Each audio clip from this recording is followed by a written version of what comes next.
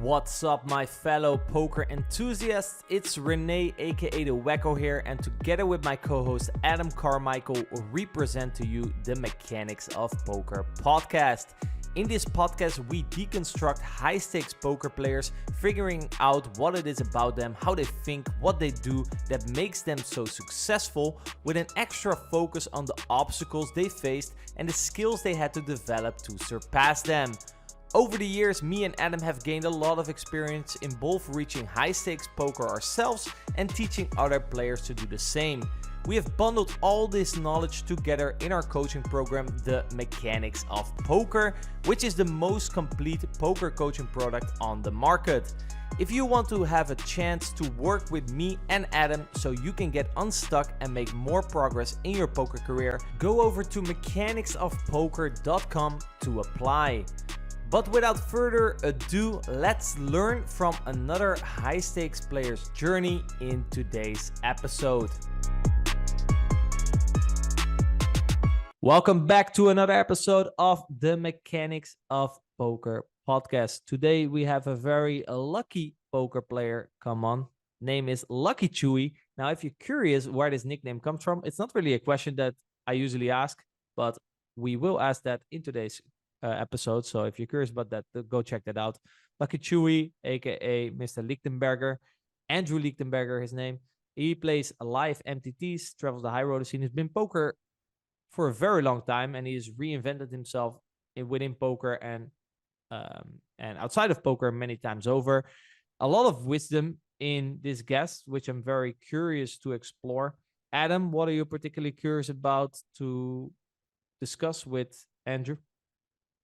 A few things. First of all, his kind of longevity in poker has been very impressive. I think I was following Luckychewy before I even played poker. I think he had some kind of living high stakes poker life with other players. I remember getting inspired by professional players living in Vegas and making lots of money. And also, I want to really dig into his kind of background into spirituality. I know he went deep into kind of meditation and yoga and very practical practices that people can use. And he's been able to apply those to the poker context to have more success in recent times. So really interested in touching on those topics and seeing what wisdom we can get for the audience. Yeah, you mentioned that longevity there. I think he also played many different formats, online, live, cash games, MTTs, heads up. Very curious how that has evolved his game as well. Before we start, I would like to give a big shout out to our sponsor, GTO Wizard, for sponsoring today's podcast. GTO Wizard has made studying poker accessible for everyone, and in my opinion, is one of the best places to go if you are serious about improving your poker game. Next to having access to all GTO solutions for every spot and having the ability to upload your hand and let Wizard find it for leaks, you get access to weekly coaching webinars in which various coaches, including myself, educate you on the most important spots to start crushing the game. So if you're interested in that, go over to gtowizard.com/mechanics to get started, and you will get 10% off on your first month. That is gtowizard.com/mechanics. At the end of this podcast, we will have a giveaway where you can win 1 free month membership for GTO Wizard. So make sure to stick around. But for now, without further ado, let's get into today's episode with Andrew. All right, Mr. Chewy, thank you for coming on the pod. I've really looked forward to having this episode personally. Yeah, well, thanks for having me. I'm happy to be here. I don't actually really ask this question often, but this time I'm very curious and have not been able to find it anywhere. Where did the nickname Luckychewy came from? So Chewy came from 3rd grade. My mother would pack granola bars with my lunch, and my classmates recognized this. Every day I'd be eating a granola bar, and one of my friends started calling me Chewy, and that kind of just stuck with me throughout my youth. And then when I found online poker, I was already Chewy in my own mind, and I figured, okay, playing good is important, then being lucky is also important, and hence Luckychewy was born. Nice. Now, that is a good nickname. Like my personal nickname is the Wacko, and I just invented that because people said I was a bit crazy in the beginning. So, Wacko, that kind of rolled my mind. What was your nickname, Adam? And did it have any? Do you have any backstory there? Mine was super original. Mine was my name, Adam C, for Adam Carmichael, and then the year, my date of birth. So not very original. To be fair, usually when I see something like that, I kind of have like a fish suspicion. So from that point of view, I think you made a good level. But I think it's I really like the story behind your nickname, Mr. Chewy. I know you are big on spirituality, and we will go deeper in that later in the pod. But just to start it off, has calling yourself lucky and believing you are lucky contribute to more luck? And if so, how, in your opinion, would that work? Well, that is a great question, and it's in some ways the question is like how deep does the rabbit hole go? I mean, I think generally positive thinking is a good thing. It's kind of just a free roll, right? Being optimistic, believing just fundamentally good things will happen to you. I've just sort of always been this way. I think it's largely the influence of my parents, but testing out different methodologies that you can apply to your life. I've found this to be preferable. As far as like, when you start to get into more metaphysical or quantum type things, how much does this actually change physical reality? I don't know. I would like to think that it does. I've had certain experiences where makes you question things and you feel like maybe you have more autonomy over this realm, so to speak. But yeah, I don't know. I would like to think that it does. Yeah, for maybe for the listeners, when you say like quantum physics, or the way I kind of understand it, and my education purely comes from Mr. Joe Dispenza, is like there's a sort of energy around us, and if we align with that energy, we attract a certain reality towards us. So like a reality in which you're always lucky, for example, Luckychewy, that's a reality you align with by I guess altering your state to a higher level, higher waves, higher energy, and then that luckier version will actually happen to you now. Do I say this about right? This is kind Yeah, of what we're I talking about. completely agree with that. The way I would maybe shorten it is, if we exist in a multiverse, then any sort of, freeze frame of that multiverse can be accessed by tuning yourself to sort of the right frequency within it. I'm also a fan of Dr. Joe Dispenza, so that resonates with me as well. Yeah, for the listeners who are after this podcast a bit curious, I would definitely advise his knowledge, as I think he is a good bridge between logic and spirituality. Like he explains things in a way that's very understandable for a lot of logical thinking people. They're like, oh, this actually makes a lot of sense, right? I think he gives the example. I think it was in one of his books where he talks about signals that you send from the brain to your body will have a physiological effect. And then at some point he says, well, our audience is 99% male. If you think about a hot woman naked or something, it sends signals, in this case to your genitals, and you will get a physical reaction, right? I was like, that makes a lot of sense. And then you think I think he says about like 5 other points in your body, or like stress, all this kind of stuff. So if you're constantly thinking like negative thoughts, thinking that you're unlucky, I'm on your side here. I definitely believe this has a negative impact, right? You also get like a negative bias, or you put sort of negative glasses on through which you see the world, and you're kind of highlighting the negative all the time, which, as you said, if true or false, we don't know, but at least it's a positive free roll, right? To have a positive, unlucky attitude towards life. Yeah, definitely. And I really believe that the ripple effect is quite profound. So, the beliefs you have, the way that they affect, not just now, but your future experiences, I've found that to be, quite relevant. And to your point about, your mind affecting your physiology, I use that when I play as well in a more practical sense. If I feel too, because I can get quite excitable. I think that's why I took well to, whether it's yoga or meditation or what have you, because they calm you down. I'll often, visualize my heart or, my breath and my heart, and just try to like relax at the table. Because yeah, just, staying calm and focused is paramount.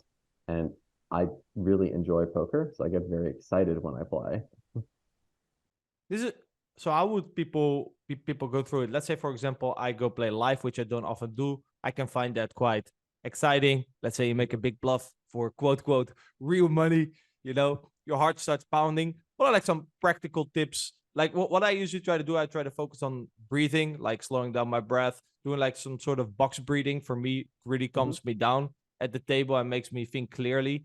Uh, I also, in my mind, usually go over why I think this is such a great bluff. Doesn't work if in hindsight I think it's not a great bluff, then I might get a little bit nervous. But what are like some practical tips for the listeners here? Yeah, I definitely agree with that. I think when I really believe and have confidence in the play, it quells any sort of anxiety that might accompany it. As far as like your heart beating quickly during a bluff, I tend to feel like when that happens to me, it's either some combination of I haven't really calmed myself down going into it, and it's like that ship has sailed. You just got to live with it at that point. Or it's, as mentioned, like it's just not a great play. I'm forcing it. But sometimes my heart rate will accelerate when I have good hands and bet large amounts as well. So yeah, I just ideally want to be in like a calm, relaxed state. And I do think that's kind of an ever-present challenge, when playing poker. Yeah, you talked about like sort of pre-session preparation. So the way I see it, you can work on it like from a long term, and we will get deeper into like meditation and stuff like that. And also like short term, that's a bit more, I guess, sort of priming or getting yourself in the right state before you playing. I think you practice both, if I'm correct, right? Yeah, I've toyed around with different techniques. Meditation is still very much a part of my life. Pre-session sort of techniques, I don't really have too much rigidity there. I found that trying to, execute or implement the same kind of routine, um, just felt a bit limiting, and I felt like it was actually counterproductive. So in the mornings, I just try to do whatever it is that feels right on any given day, and then just, be comfortable when I head into the casino to play. That's actually a good point. I've talked to some other people as well. I'm personally quite rigid in terms of like my schedule around like playing days, but then I hear other people say that that actually only sort of increases stress. So they I guess feel too much pressure when they do that. And it's what you pointed out. Maybe some days your needs are different than other days. I can totally see that. So you have to be a little bit flexible in that, or at least people who experience that. I personally don't really experience that. There's like a set routine that I go through, and I don't experience any negativity around that. You already mentioned your family in there, and in terms of your beliefs. Why do you think? And I've heard you talk about beliefs before. Why do you think beliefs are so important? Whether it is actually in poker or in life, why are there like? I think you mentioned it's like the sort of the foundation from which the rest sort of flourishes. Yeah, it's a good question. I mean, I guess the way that I sort of have structured my belief system is that uh, I suppose this idea underlies beliefs generally, but I feel like they are kind of the foundation by which you live your life. That which you believe to be true are things that you just do. Um, so yeah, uh, it's important, I guess, to check in with yourself and make sure that your beliefs do actually align with who you are, and that you don't have, sort of autopilot type, um, I guess, mechanisms or programs at play, which have just sort of existed in your subconscious and are affecting you when that's not actually the way you prefer to live. Mm-hmm. That actually makes a lot of that actually makes a lot of sense. What are what are like some signs that your beliefs might not be aligned with what you're doing, maybe in your experience or things that you've observed in other people? I guess I would say any sort of like negative emotion or experience outside the norm, where you feel like something was brought on by, like, it's like, oh, this just happened. I don't really know why this happened, or now I'm upset. I tend to think those are instances where you can usually gain some insight into, mm, you know, who you really are and how you've been operating, perhaps out of alignment with who you truly are.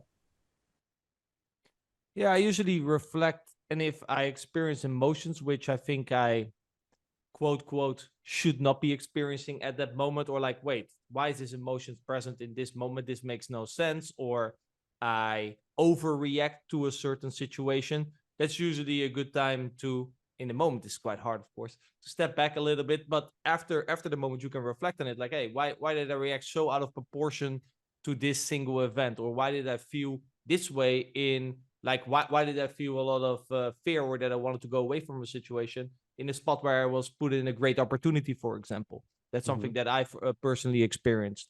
Whereas, Yeah. like, a certain fear of failure, of like, oh, the opportunity now arises, so I should be very happy, right, and excited. But instead, I might feel anxiety, or I might feel that I want to get away from the situation. Whereas, like, oh, apparently I have a certain belief that when the opportunity arises, I might not be up for the job. Yeah, I can totally relate to that. And I would say that initially, when those things happen, kind of makes you want to run away from those emotions. But over time, I've sort of felt like, oh, these are actually just the keys to kind of unlock, whatever's going on that is preventing you from feeling the way that you, as you put it, quote unquote, should feel, or ideally want to feel, or feel more natural, I suppose. Yeah, I think the natural tendency, especially in the beginning, is to try to escape, right? We try to look for distractions so we don't feel that certain way anymore. Uh, but yeah, it will keep on coming back if you put yourself in similar situations. So I think the long, or the sustainable way forward is indeed to use them as sort of a compass, right? Like, oh, apparently there's something there. Let me check out what's underneath. Unpleasant in the moment, unpleasant in the beginning, but definitely worth it, I would say, in the long term. You already mentioned, like, certain beliefs obviously were already created by how you were raised by your family. I think a belief that you're, for example, Luckychewy, you're very optimistic, right? You already mentioned you see this kind of as a free roll. Is this something that you were kind of spoon fed from your upbringing by your family? Like, hey, Mr. Chewy, you can do whatever you want, be optimistic. Is it kind of the same philosophy they have towards life that they gave to you? Yeah, I would say so. My father is very happy, kind of go lucky guy, and very goofy. I definitely think I get a lot of my sort of goofy nature from him. So yeah, I definitely have a debt of gratitude for the way that he has chosen to exist in the world, and the way that that's impacted my personality as well. Would you say that this has helped you also to choose a career path that's maybe not as obvious as, other career paths that were available you, in this case, poker? You need a certain optimism, right? If you're gonna go gambling for a living. Um, so he definitely helped me in other ways, just generally being supportive about taking, a less beaten path, so to speak. This specifically, I don't know. Again, I imagine it probably doesn't hurt, but I was just very into games. And, once I found poker, which of course is a game that you can do quite well at if you really apply yourself, I think that was kind of the most helpful aspect, which was I was already into strategic endeavors, and yeah, just fit nicely. Yeah, we hear this quite often with players coming on the pod that they had a history in gaming. I heard you play chess. Was that back then already, or were we talking more like video games, board games? I did play some chess, not really too much. I was much more into Blizzard games. So Warcraft, StarCraft, Diablo. Warcraft 3 was a game I put a lot of time into. Um, yeah, I played those games for maybe 3 or 4 years before I found poker. And I would even kind of multitask in the early goings. I'm like, oh, well, I can play both at the same time. And then I quickly realized, like, well, I can just play more tables. That's probably a better idea and really focus on what I'm doing. So eventually I had to put the Blizzard games down to rest. How have you found? So, for example, I used to like a lot of video games as well, but then I spent more time on online poker, and then I kind of figured that if I wasn't playing online poker, to then spend time playing video games as well was a bit, yeah, too much time behind the computer for me. Did you maybe at some point struggle with, okay, I have to give up maybe like a certain passion for video games because I'm already spending so much time in online poker? Or for you, there was no problem, like, oh, I continued playing my online poker session, now let's get into some Warcraft? Yeah, I mean, once I found poker and kind of really got into it, honestly, I just dropped all the games. I think it was largely a byproduct of sort of recognize where I was in my life. I found poker end of high school. At the time that I was, going to college, I attended a school nearby where I was living. Didn't really have much ambition to, pursue a major or, yeah, I mean, just nothing was really as interesting as poker. So I recognize that if I really do, give this a solid shot for the next year or two, and I'm able to make something of it, this is a great opportunity. And I was able to identify at that point that people were making a living doing this. And of course, that is what ended up happening.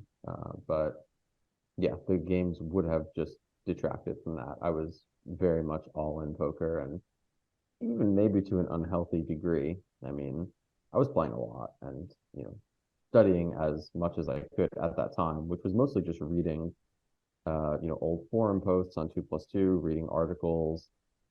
Yeah, just trying to get my hands on as much material as I could, which would have been, any kind of help for someone who was starting from scratch. I think this is quite a common theme as well, right? Players go through a time, you labeled it as maybe I spent an unhealthy amount of time in poker. You were obsessed with the game. I think all players that we've had on probably went through a certain phase like that. And I would almost say it's almost necessary in a certain way. Obviously now you probably are more about like, yeah, we have to think about work-life balance. Obsession is maybe not ideal, but I do think it helps in a certain way. This could also be survivor bias, by the way.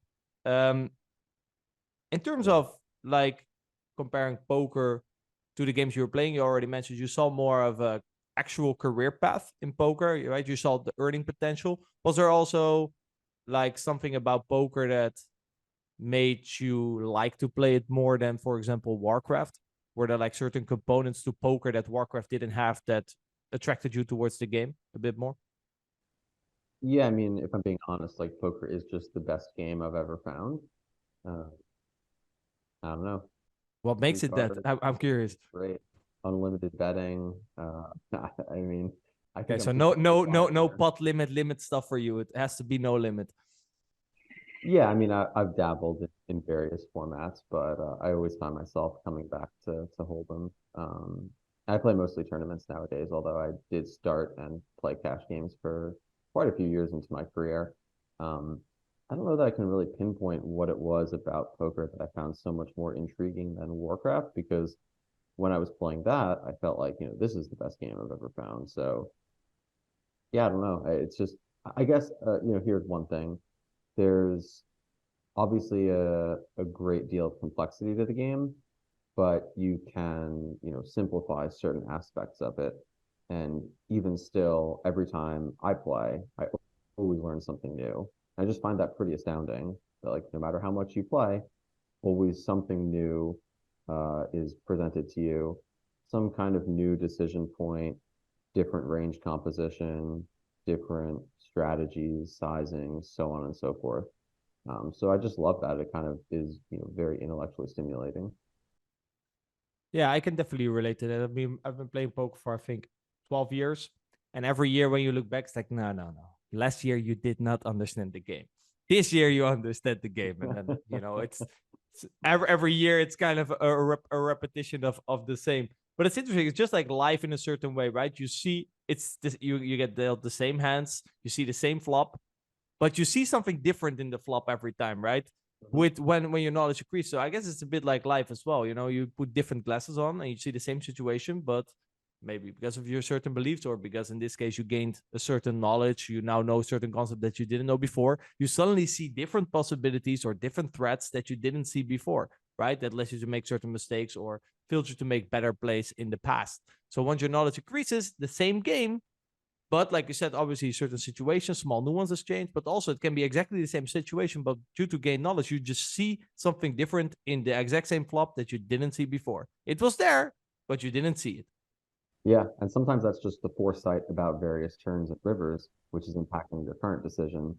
But yeah, no, having your knowledge base grow and just an overall understanding grow, I really enjoy that, especially when different ideas coalesce and you have more cohesive thoughts about things. And you see how different parts of the game tree connect. Yeah, it's just a never-ending process of, in some ways, self-discovery, but certainly discovery of the game.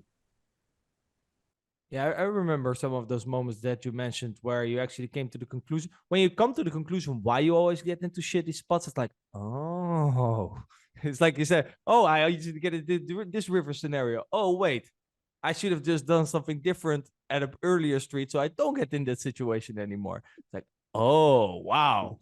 So that's Yeah. so that's why I keep screwing myself. Yeah, exactly. It's like, boom. Yeah, there's certain concepts in poker that once you learn it, it's like, wow, oh wow.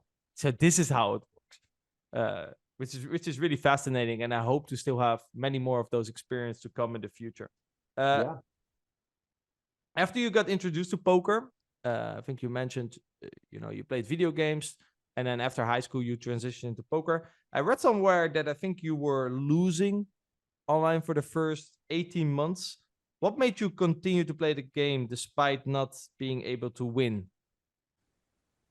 Well, I guess in some ways my previous experience with computer games helped there because I was not particularly great at those when I started either. And then, just sticking with it and kind of eventually getting the hang of it, understanding sort of similar things that happen in poker, various patterns that emerge. Eventually, I was able to reach reasonably high level of competition. So, in some ways, I felt like, okay, this is just a repetition of that. Obviously, it's now costing you money, and it is a different game. So it was quite a testing time, and that was where I would say, my father's kind of support, not feeling any sort of pressure from him, as if, I imagine for many people, their parents aren't particularly supportive and feel like they're throwing their lives away. But yeah, no, he's just like, hey, it makes you happy, and I believe in you, and that was great. So yeah, stuck with it, and obviously it worked out. I guess it's also, again, a certain belief, right? That other people, maybe when they start to play poker and they lose for 1 month straight, they're like, well, apparently this is not for me, right? A very sort of fixed mindset type of thinking. Whereas you kind of felt like, oh, well, I'm usually shit at things when I start. And when I put in the work, I get better. So you don't see losing as sort of attack on your personality, like, oh wait. And I think this is quite common with kids who are labeled like very smart in the beginning, right? That they're like, oh well, apparently I'm smart, I'm good at stuff. And then when they face something that they're not good at, they immediately kind of retreat. Well, apparently, I'm a smart kid, but apparently this is not for me. Whereas if you kind of learn that in the beginning, you have a certain natural learning curve, you don't stray away from adversity in the beginning. And I think that's kind of a belief that plays a role here. Yeah, yeah, definitely. I guess I'll mention that, fortunately, it wasn't a straight down experience. I had, moments of success You in the you you midst you of you this you could content. taste it a little bit, like, oh, so this is what it tastes like. Yeah, and I did even from the get-go, I was able to identify certain things that I was improving at. I'll never forget, there was one day where it had like snowed a lot in the town I grew up in, and school got canceled. This was, end of high school, and I was playing like all night on Party, and they had just opened like 2, 4, 3, 6 no limit tables. For the longest time, they only had 2, 1, 2 full ring tables. They used to get like massive wait lists. Then they opened 6 max tables, and I was, of course, buying in like all the money I had on the site. And I remember kind of reviewing some of the hands I played later that day, and I was like, huh, I haven't really thought about how much is in the pot. That is so important. And then from that moment forward, everything, yeah, exactly, everything changes. But yeah, those aha moments still happen, obviously, to lesser degrees. But even when you gain a fairly deep understanding, having a slight tweak is fairly meaningful. But yeah, good times back then. So eventually you did start winning, I assume, before you turned pro. So it's like, oh, I'm a losing player, let's turn pro. That's usually not really the way it works, but at some point you did accumulate certain knowledge. I believe you played online cash, right? You're referring to 6 max tables. You jumped in with all the roll that you had on your site.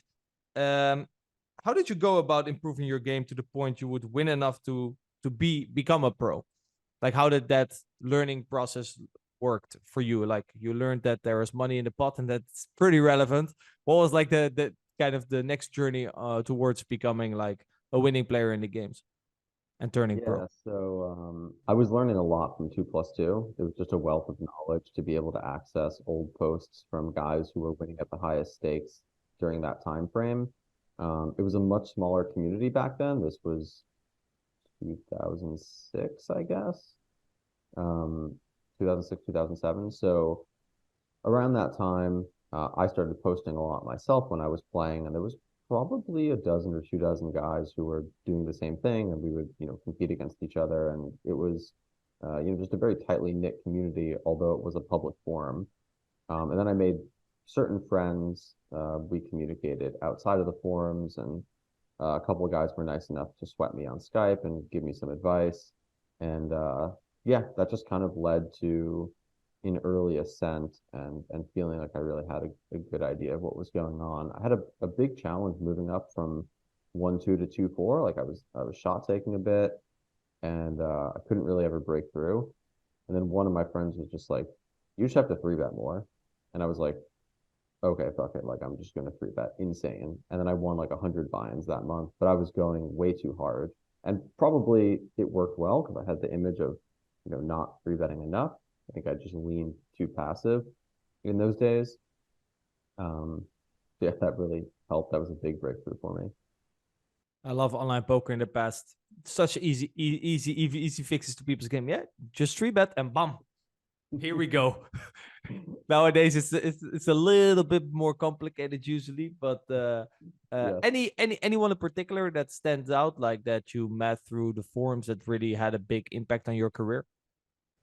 Yeah, so the guy who mentioned this to me was Ben Strade. I don't know what he's up to. He did uh, stick around for quite a while and played and succeeded, I think, at fairly high stakes on full tilt. I think he was Swedish. I'm not totally sure. And then I met A.E. Jones or Aaron Jones on the forums, and eventually at one point went out to Indiana to visit him and a number of his friends. He was very much a mentor to me at that time. He was winning at much higher stakes and was able to give me a lot of just sort of practical advice that I think I was not understanding particularly well. Do you remember a specific thing that Aaron mentioned to you? Like I said, you lacked certain basic understandings that hurt your game. Do you remember a moment where Aaron said something to you, or like, oh, like a post, how much money is in the pot? Now AA Jones told you this is actually how it works. You were already 3-betting more, so your game started to develop in a positive way. Yeah, I think what he did was sort of just help me refine certain things, understand a little bit more deeply conceptual ideas, how to size on certain rivers, even going back to pre-flop, how to construct the free betting range. A lot of these ideas didn't really carry over into the modern era of poker, but they worked very well back then. And I think largely that was because people didn't 3-bet enough. So 3-betting worse hands and calling better ones just sort of worked out. Um, yeah, it was a lot of things. So many leaks to plug. I started playing a lot of heads up around that time, and then eventually transitioned a bit into tournaments. And that was a rocky road, but eventually it worked out. I don't think I was really prepared for the kind of variance that tournaments entail in my my early goings. Yeah, for a little bit of the newer school players, when they now get into poker, they're introduced to solver straight away. What were kind of the learning resources available? 2+2, I remember, as you mentioned, was very big back then. And a lot of the older school players, they contribute a lot of their success to that. They were like, yeah, like you said, great minds. They were just posting in public forums, free information everywhere. It's very much different these days. People are way more reserved in terms of sharing information. What were like some other sources, or were like stuff like Card Runners? Was that already out back then? So Card Runners came out at the time that I was already playing and succeeding. I don't remember exactly Okay. what year it was. I want to say oh 07, oh 08, maybe 2008. That sounds about right. Um, yeah, that was, the first training site that existed. beyond that, it was really just discussions with friends. There were very sort of limited tools to be able to quantify different aspects of poker. Um, so it was, just you put your minds together and discuss things and see like, hey, I think this, my intuition says this, and debate different points. And in some way, it was kind of the romantic era of poker. Like you could compare it to the romantic era of chess. There was, a bit more purity to everything. Now, don't get me wrong. I love how the industry has evolved, but I also do have kind of a reverence for, the times back then, the good old days, if you will. Yeah, sometimes if I talk to like newer school players, that have only been playing for like 3 years, and then they say, well, how did you used to do it? I said, well, we don't have a solver, so yeah, you start like now we think like, okay, it's like a reverse engineering path that we are on now, right? We have the solution, then we have to figure out why the solution is correct. Whereas in the past was you have no solution, so you start from scratch. You're like, okay, let's try to figure out, yeah, what kind of strategy we can build around here that that would actually make sense. And actually, surprisingly, a lot of the things, sure, you had that as well when you start to work with solvers. A lot of the concepts that you were applying were actually solver approved, right? Maybe after a little bit of node locking here and there, that's usually kind of where your intuition says, solver, I'm not really sure. And then you put in some node locks and you're like, yeah, this is what I'm talking about. I kind of lost my point here, but hey, No, you're that good. doesn't. I, Yeah. I definitely agree, and it was extremely gratifying to have those moments of, ideas that you felt were very essential to poker to be somewhat confirmed. And then it was also, just as interesting and exciting to see where you completely missed the mark and then just, be able to replace worse ideas with better ones. Yeah, exactly. I mean, yeah, the way I usually see it, it has its benefits and its downsides. I think I heard you mention this before that, you know, players like you or players like me, when we were already succeeding in the past before solvers, we had a certain natural ability to figure out the game. And that skill has kind of, don't want to say completely vanished. Obviously, we're still, I think, better than like new school players in terms of like sort of node locking in our head and estimating the situation and finding the right adjustments. Um, but yeah, since we have succeeded pre-solver, the solver did kind of screw REV a little bit more than other people, I guess. Yeah, in a sense it did, but I just think sort of the advance of technology is inevitable, and it also does move the industry forward. And I'm a big believer in that. Like I want to see poker continue to grow. I want to see it evolve, and I think it would be a bit short-sighted of me to feel in any way wronged by that. Now, I definitely have had those thoughts in the past, but I think they were kind of just short-sighted. Yeah, my personal stance on like technology and, for example, software in online poker. I remember there's a big debate around the seeding scripts when they were still allowed, and yeah, everyone was using them, including myself. And people were having a discussion like, yeah, should this be there? Should this not be there? Or people were discussing this about HUDs and later about solvers. But I was always been in the camp. Yeah, what I think about it personally doesn't actually really matter. It's like people are using it, getting an edge. I'm in the same games. I have to get the every edge that I can as well. So I'm gonna use anything that's available to me. And yeah, what I actually think about that, yeah, okay, we can maybe think about this when the time is over. But right now, like why would I go to quote quote war with someone at the table who uses a HUD and I'm gonna say no, I'm not into HUDs. Why would I give that free edge, right? Well, I mean, I guess the counterpoint to that, I still do play online some. One of the Mm-hmm. sites I play on, which is WSOP.com, doesn't allow HUDs. The other site that I put some volume in on is ACR, which does. I don't use a HUD. Mm-hmm. I don't know. I've gone back and forth. I obviously have used one in the past. Um, I see where it's useful. I find that you need fairly big sample sizes. And I think it's also unique to me that I have kind of very sharp recall of hands. So if I play a hand against someone, I'll likely remember it in multiple months or years if it's significant. So I guess that's maybe makes the discussion somewhat moot, but Yeah, I do believe that like it's an advantage if you use it well. I found that in the past I was not able to perform my best at the tables whilst also taking the best out of the information given by the HUD or the data given by the HUD. Yeah, obviously, because it's suddenly a decision point that interferes with your normal train of thought, right? It's like, oh, you just go in your normal thought process, but now suddenly you have a certain HUD stats that maybe tells you something. Then the next thing is like, okay, how relevant is actually the sample? And then Yes. more often than not, that's probably what you experience when going back and forth. More often than not, yeah, it's just noise that kind of screws up your natural thought process and kind of prevents you from getting in flow, which in the end, if you get in flow, that you will make better decisions, based on your intuition, and you can basically just throw a HUD out of the window. I would say the majority of people use a HUD wrong. So yeah, then I agree with you there. But for example, don't you use a HUD for ethical purposes or just because it's yeah, it doesn't fit within your thought process? Yeah, it's more of the latter. I mean, Yeah. at this point, I can see the argument for why certain HUDs with very advanced features, one could argue they're unethical. But again, it's an equal playing field as long as the sites allow them and everybody has access to it.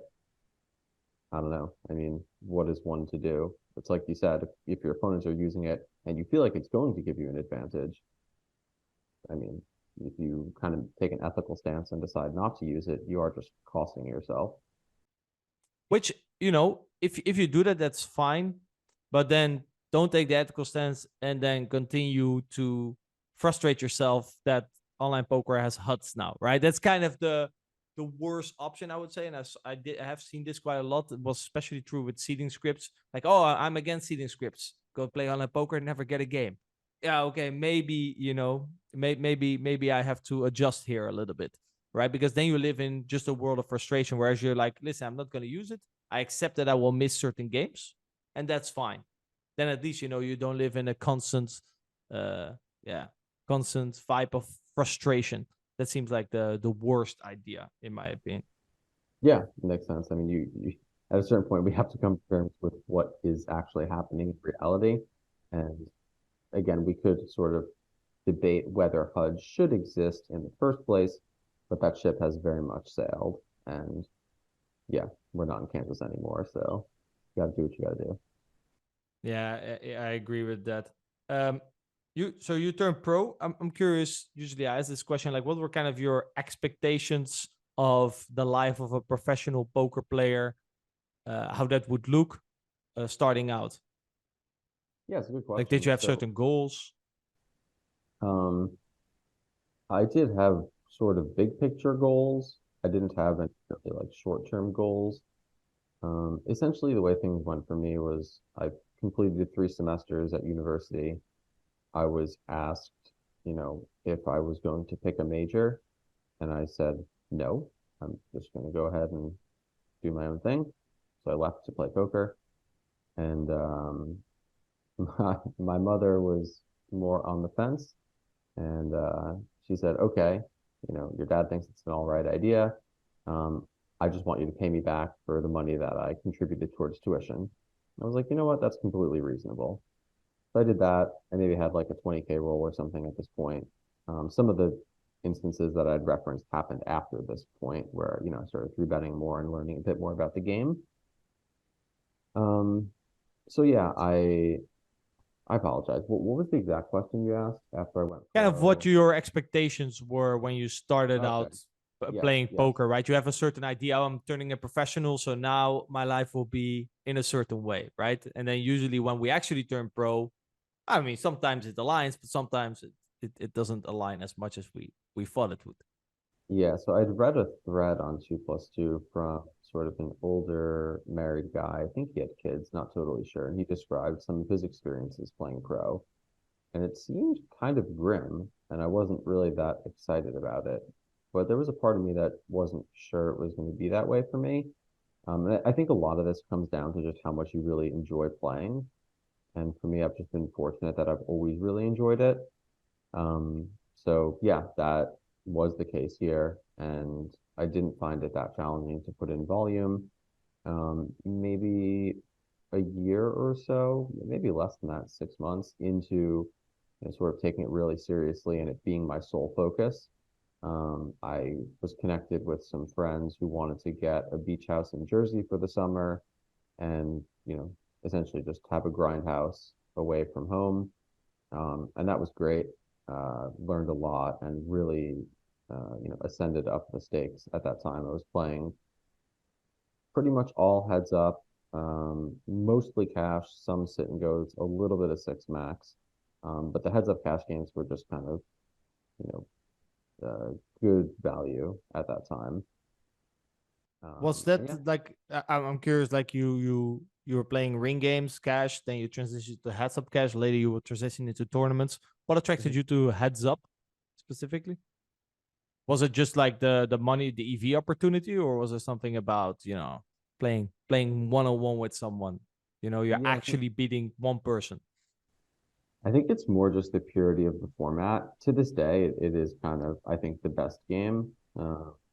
It's just hard to find people that will play and certainly people that are, going to offer a decent hourly.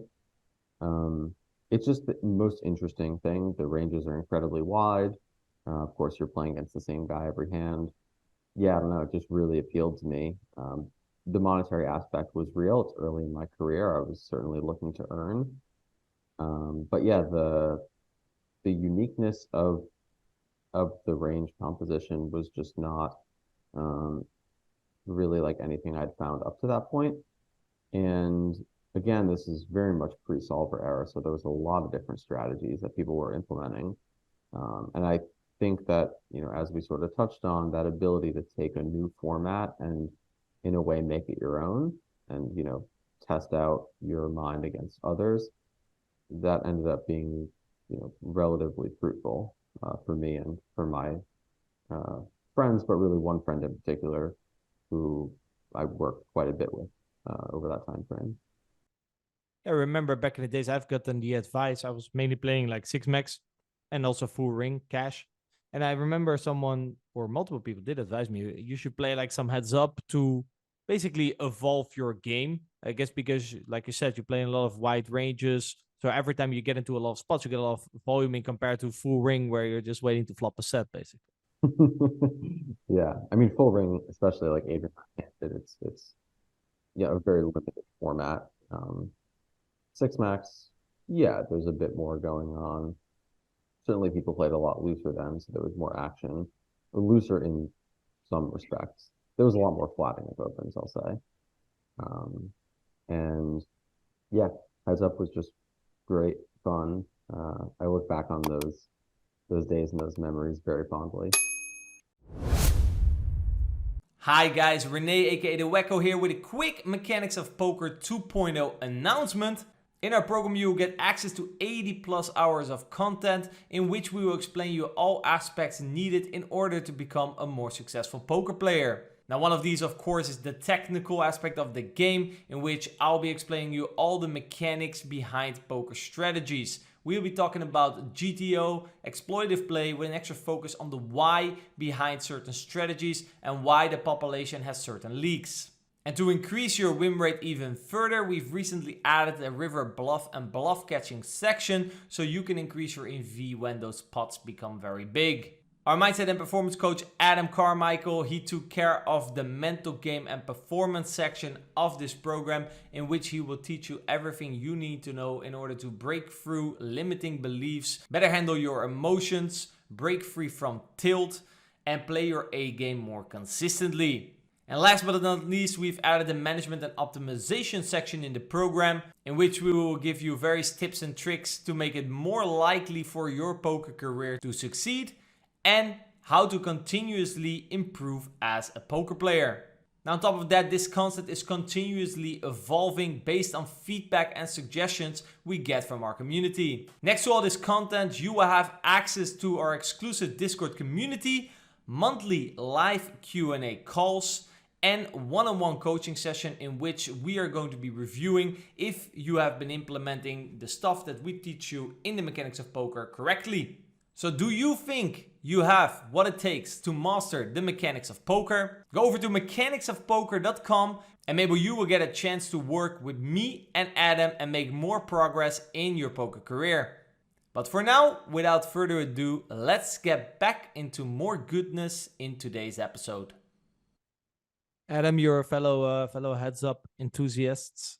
Same things that attracted you to the game. Do you also think it was like a very pure format?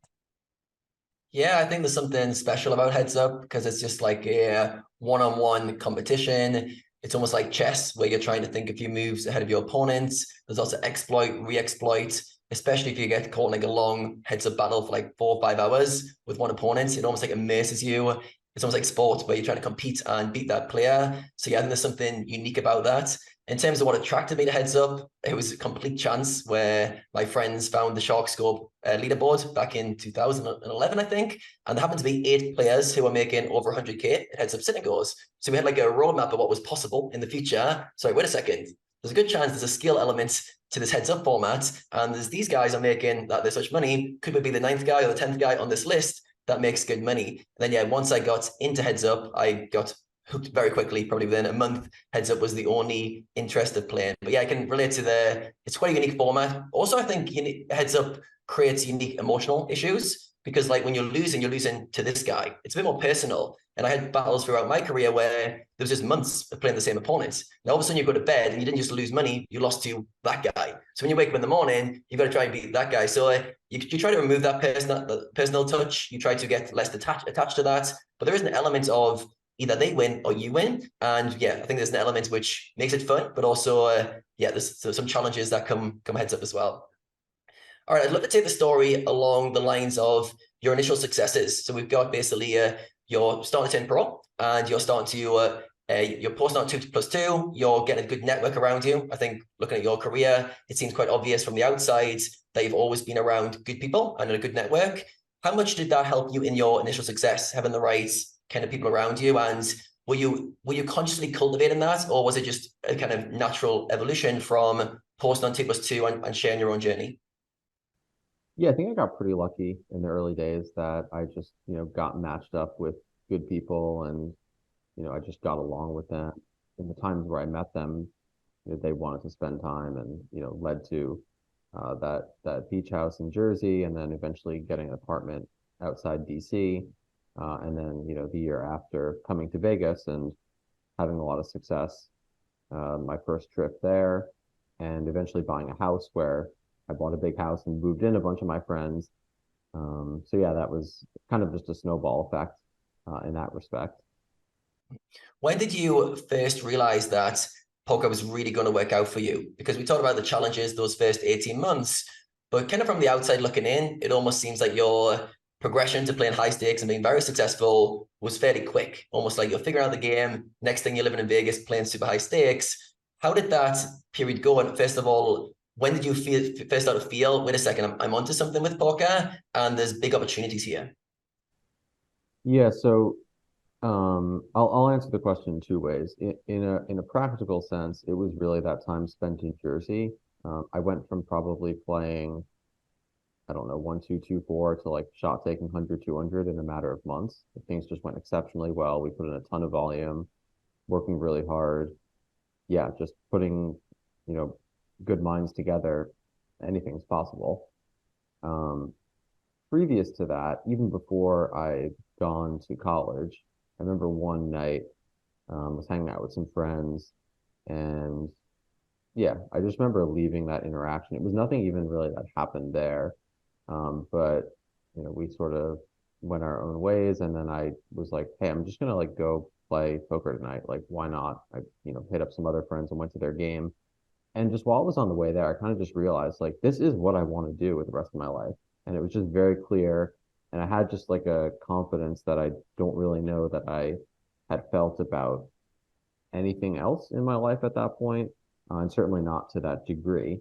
So yeah, it was a big catalyst for me to just take it seriously, just having this sort of emotional excitement about the game. And yeah, obviously all the experiences to follow. Mm-hmm. Yeah, I think sometimes when you just put your head down and get immersed in something, everything that happens after that is almost wouldn't say irrelevant, but it just happens almost organically. And for you, being obsessed with poker, you were sharing your life story on 2+2 a lot, other players were doing the same. This just led to more situations that unfolded because you were immersing yourself in that poker journey. And then once you hit the pause button on life for a second and you look around, you're like, oh, wait a second, we've come pretty far here. This is a pretty cool story that we live in. Yeah, I watched the High Stakes Living with, I think it's you, Tony Dunst, and Dan Smith in Vegas. I think you're probably around 23. I think the timestamp was 12 years ago. But yeah, I just want to talk about that period because looking at that house, it reminds me of like university days for myself, but obviously none of the baller stuff. You guys live in a really nice pad in Vegas and you're all playing really high stakes poker, but the house looks a bit like chaotic, so to speak. There's a lot of like beer pong tables. There's all sorts of fun. You can tell you guys are having a great time. I want to know, like, what were some of the challenges of being in that environment? So the way I could see it, there's a few of you, maybe 3 to 5 of you living in this one house. You're grinding super high stakes poker, but you're also living a very fun lifestyle, having parties, doing lots of fun stuff. So what was life like back then? And what were some of the kind of challenges of being in that environment? Yeah, great question. So my first summer in Vegas, I had very profound success at the World Series. I played 10 events, cashed in 5, made a final table, got second, and then got 18th in the main event. So it was like, wow, this is incredible. The following year, I definitely let hubris get the best of me. And I decided, like, okay, I'm young, I'm not rich, but like I'm doing pretty well. And, I'm just going to party. And I think in many ways I was overcompensating because I didn't really have this sort of, preppy, popular experience in high school. And then in college, it was cut short by my interest in poker and my social life was fairly lacking. So I think I was making up for lost time in that respect. Long story short, I decided that I would just basically drink every day over the summer. And it was fun because I'm friendly and I had a lot of people at various tables I was playing at the World Series that I knew. But it resulted in me playing like, I don't know, 22 or 23 events and cashing in one of them. So pretty stark contrast to the previous year. And it kind of made me realize, this is probably not going to work out.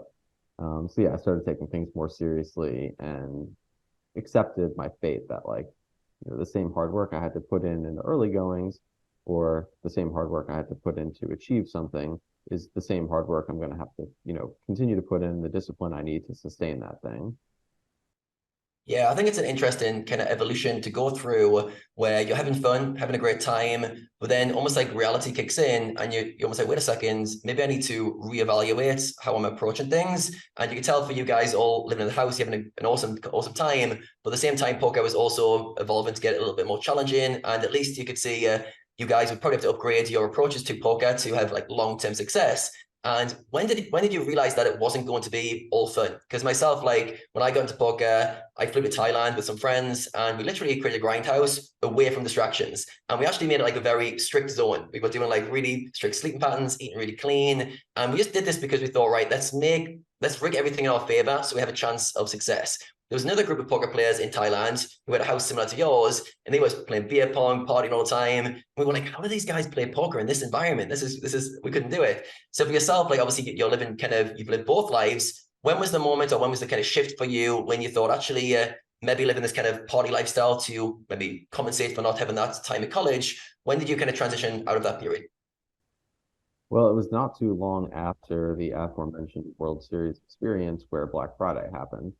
And I was like, okay, this is a game changer.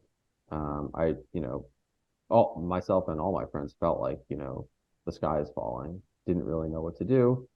Um, Eventually made the decision to move to Toronto for a period of time with some of my other friends. And, that was just a sort of another very clear indication that this is something that, it's going to have to be taken really seriously. Now traveling outside the country to pursue it, the easy money was largely gone at that point. It really is the cliche, like you don't know what you have till it's gone. Like looking back, I mean, it was just insane. But yeah, that very much showed me, it's not always going to exist this way. And in many ways, that was good. I needed to kind of learn that lesson. It certainly came very swiftly. But yeah, it was ultimately for the best. Yeah. How challenging was it for you to reinvent yourself when you had the realization that poker is going to get more challenging going forward? Because I can imagine a lot of players in your same situation were almost like, all right, the fun's over, let's do something else. The good times are done now. Whereas you instantly went, oh, lesson to be learned. Let's reapproach poker with a different lens. How challenging was that to almost like because you've had a success up to this point, things are going really well, being quite easy, so to speak, and now we have to go back into poker, and it's going to be challenging. So yeah, how hard was that period? Yeah, it was tough. Not gonna lie. I also had this experience where, I'd ascended so quickly, the ranks of heads up, and I was somewhat of a top dog in that field in that era. And then, I had a bunch of money tied up in Black Friday. I, wasn't doing particularly well in live tournaments. I just had, some monetary issues, and I was playing with like too much ego, kind of feeling like I deserved it more than I really did. So I had to sort of come to terms with a lot of that stuff in myself. I think in certain ways that maybe not in a direct sense, but indirectly led me towards spirituality and self-realization a bit. Amazing. Yeah, we'll go deeper into your spiritual pursuits as the conversation goes. But for now, I want to take the conversation to more of a dark place. And I want to look at your rock bottom moments. And I have three of them that you mentioned in the questionnaire that we sent to you that I want to look at them and almost like go back to that moment in time and the lesson that you learned from it. Because I think for yourself, your evolution is quite clear that you're somebody who learns a lot of lessons from things going badly in particular, and you can reinvent yourself. So I'm going to go through the three kind of rock bottom moments, and we can just basically hopefully come with some lessons that you've learned from each of them. So the first one was playing big cash games and having huge losses and feeling completely lifeless. So first of all, take us back to that period and what were some of the lessons you had to learn throughout that? I mean, I think the the biggest lesson in hindsight was just, have more reasonable bankroll management. Uh, yeah, just, when things are going so well, much like we were just discussing, it's easy to think they'll just continue to go very well. And then, as you pointed out, reality will sometimes set in. And yeah, I mean, it sets in quickly and it doesn't feel good when you lose big amounts. Yeah, I had some obscene losing days in hindsight. And it wasn't obscene for those games, but just, monetarily. And then I had some, incredibly winning days, and the elation is great there too. And I'll just mention that I would like to think I learned from good experiences too. It's, much more productive, but it does require a certain amount of wisdom. And I think these days when I feel like extremely euphoric, I appreciate that, and I also take it as a sign that I might not be in the clearest mind to make decisions because yeah, it's just it's an inflated state of happiness and it's not going to last to that degree. Um, yeah, sorry, did I answer the question there? Yeah, you did. Yeah, I think it's important to learn from both the good and the bad experiences. Sometimes the bad or the challenging experiences are easier to learn from because they have such a heightened emotion and a problem that we want to fix. We don't want to be in this situation again. Therefore, mind's going to overdrive to try to fix that. So for you, it was a simple lesson, but a valuable one in terms of bankroll management. Don't play these crazy games. It's going to lead to this kind of variance. And yeah, I don't want to put myself in this situation many times going forward. All right, the second rock bottom moment I want to go back to was going deep in big live MTTs and torching of stacks. What was it about that period that was a lesson you need to learn, and take us back to that period? Yeah, I was probably even in, whenever it was that I wrote that too hard on myself. Yeah, I mean, it's easy to say in hindsight that the stacks were torched off, and in some cases, they certainly were not played optimally. But I think this was one of the challenges I faced moving from cash games to MTTs. Like it was double-edged. It worked in the sense that I was able to build up big stacks and play very fearlessly. And I think at the same time, I didn't really appropriately appreciate the differences at stages of tournaments where you want to take risk or how certain ICM components play into decision making, and probably to some degree how you should play against certain players. So yeah, it was yeah, a steep learning curve in that respect. Yeah, perfect. And the final one was a very specific event where you bubbled the 25K at the Bellagio WPT on day 4.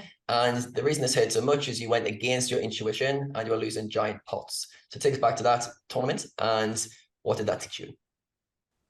Yeah, well, for starters, I just made kind of a really bad play pre-flop where it was like four-way limp and I just completed the small blind with 10-3 off. I guess up to that point, I had just never learned like, hey, you shouldn't complete these hands multi-way. Like, it's just not a good idea. The board came 10 high, and one of the players who had overlimped bet three streets, and it was not. I can't remember the exact board. It was like 10, 7, deuce, deuce four, maybe something like that.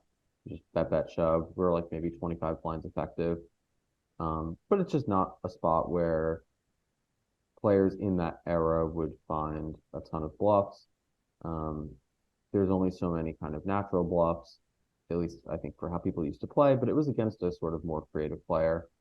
Um, and yeah, I think as far as my intuition goes, if I'm recalling correctly, I just sort of knew I was dead and I just sort of talked myself into it because I had top pair. And it's just kind of a dumb, yeah, it was just a bad moment. I remember that tournament quite vividly. But my friend ended up winning and I was quite happy for him, but I really don't think I played that well. And I think, I don't remember exactly when that was, but it was definitely within that time frame of transition and turning points for me. And I can pick out certain instances over my career where certain things are happening with my understanding of the game, and I'm just not playing my A plus plus. And I feel like when I have had my best results, I am. Uh, so yeah, this was certainly an instance where I was not. Mm-hmm. So going against your intuition, how does that feel for you? Because I can picture yourself being someone who trusts yourself to go with your own judgments. And I'm guessing it's quite painful when you don't allow yourself to go with that intuitive feeling. I've heard you speak on other podcasts and interviews about having some like self-sabotaging traits and winner's tilt. Did any of these play into that? And when you go against your intuition, what do you feel is the error there? All right, because we could say there's certain times where we might not want to go with that intuition. Why do you feel like in that moment or in other moments, it's painful for you not to trust your intuition? I guess on a fundamental level, I believe that you have to trust yourself to succeed in a highly competitive sport or industry like poker. So yes, there's a logical element, and I think that they work in tandem. I don't think it's this or that. I think it's this and that. Um, as far as why it hurts so much when you go against it, well, it's sort of like the answer, and then you do the other thing because you convince yourself otherwise. I will say that I think you have to be at your best for your intuition to really be sharp and to be worth trusting. And there's certainly moments where I can acknowledge, like, maybe it's 30 minutes before dinner break and I'm kind of hungry. And I just feel like, hey, I'm not at my best right now.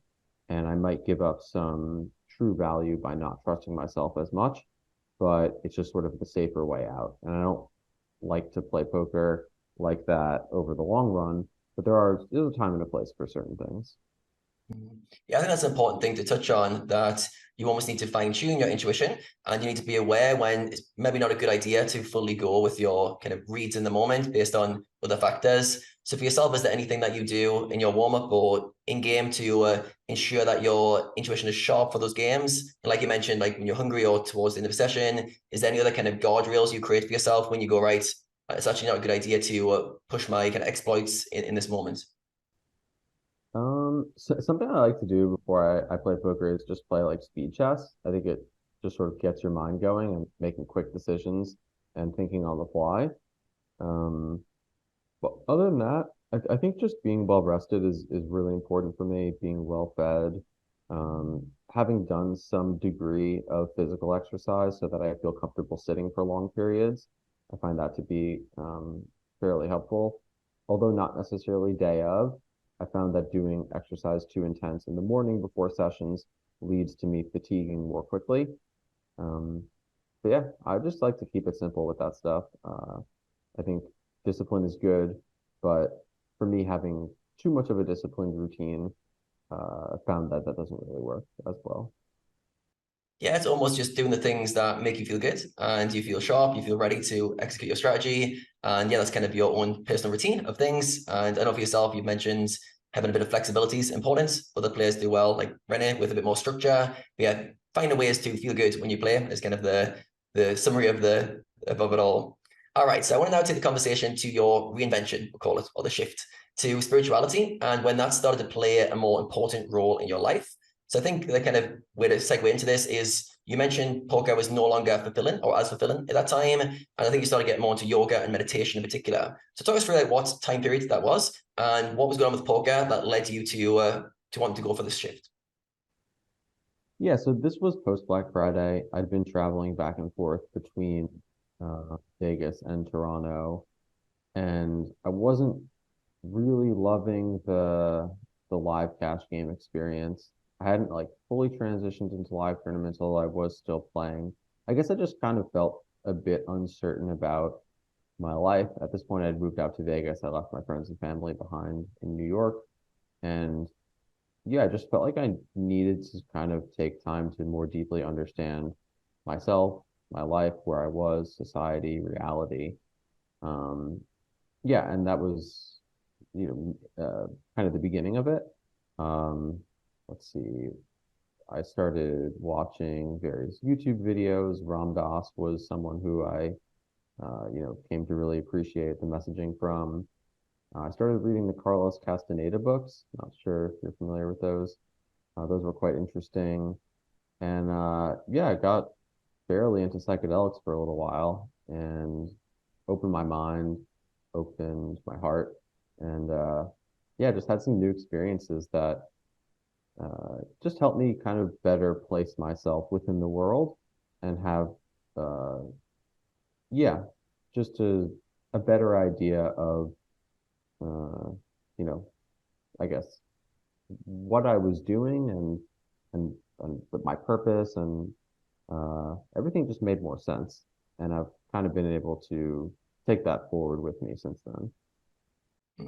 Yeah, I think spirituality can be quite a broad kind of concept for a lot of people. But to me, it generally means like a connection with something greater than yourself and trying to seek meaning and some sort of purpose to what you're doing and your existence, so to speak. And it can take you many directions and where you're going to go with it. And for you, I know it's been a very eventful kind of journey. I'd like to know what you define as spirituality for yourself and what falls under that and how it's been helpful for poker and life when you've been on this exploration.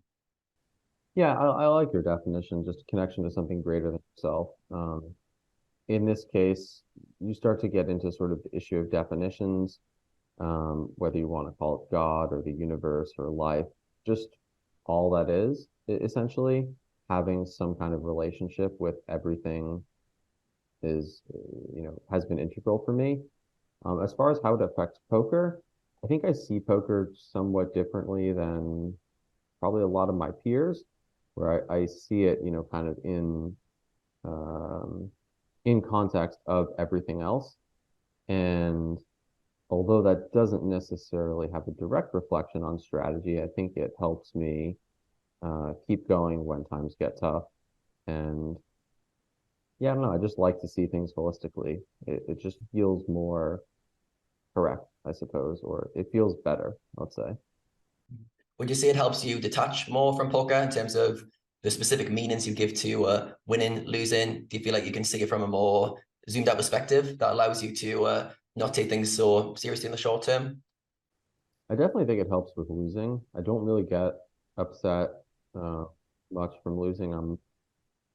I've gotten a lot better at, if I play a hand poorly, especially, just kind of letting it roll off my back. Um, and then as far as wins go, just, being appreciative, being grateful, understanding that this is not something that's going to happen every time you play. And yeah, just taking it for what it is and just being truly happy when they occur. Yeah, I think one of the challenges for poker players is when they start to realize that, wait a second, there might be more to life than this game of poker, and there might be more meaning to it. And then poker can seem almost at odds with that. It can almost seem like poker's pulling you one way, and then you're trying to pull away to get more kind of clarity of what kind of your real purpose in life is. So for you, I know you spent some time in India. I'm curious to know, like, when you were going into this realm, how you were able to kind of combine poker. Did you take a break from poker for a while to kind of almost like find what you wanted to do with life and then come back to poker with a new perspective? Or were you kind of juggling them both simultaneously? I was definitely juggling them.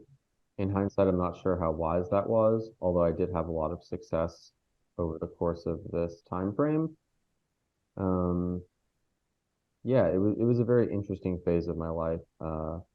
It sort of culminated in me having a little bit less interest in poker for a period of time, but that was in large part because I had sort of influences in my life which were not um, in my best interest, let's say.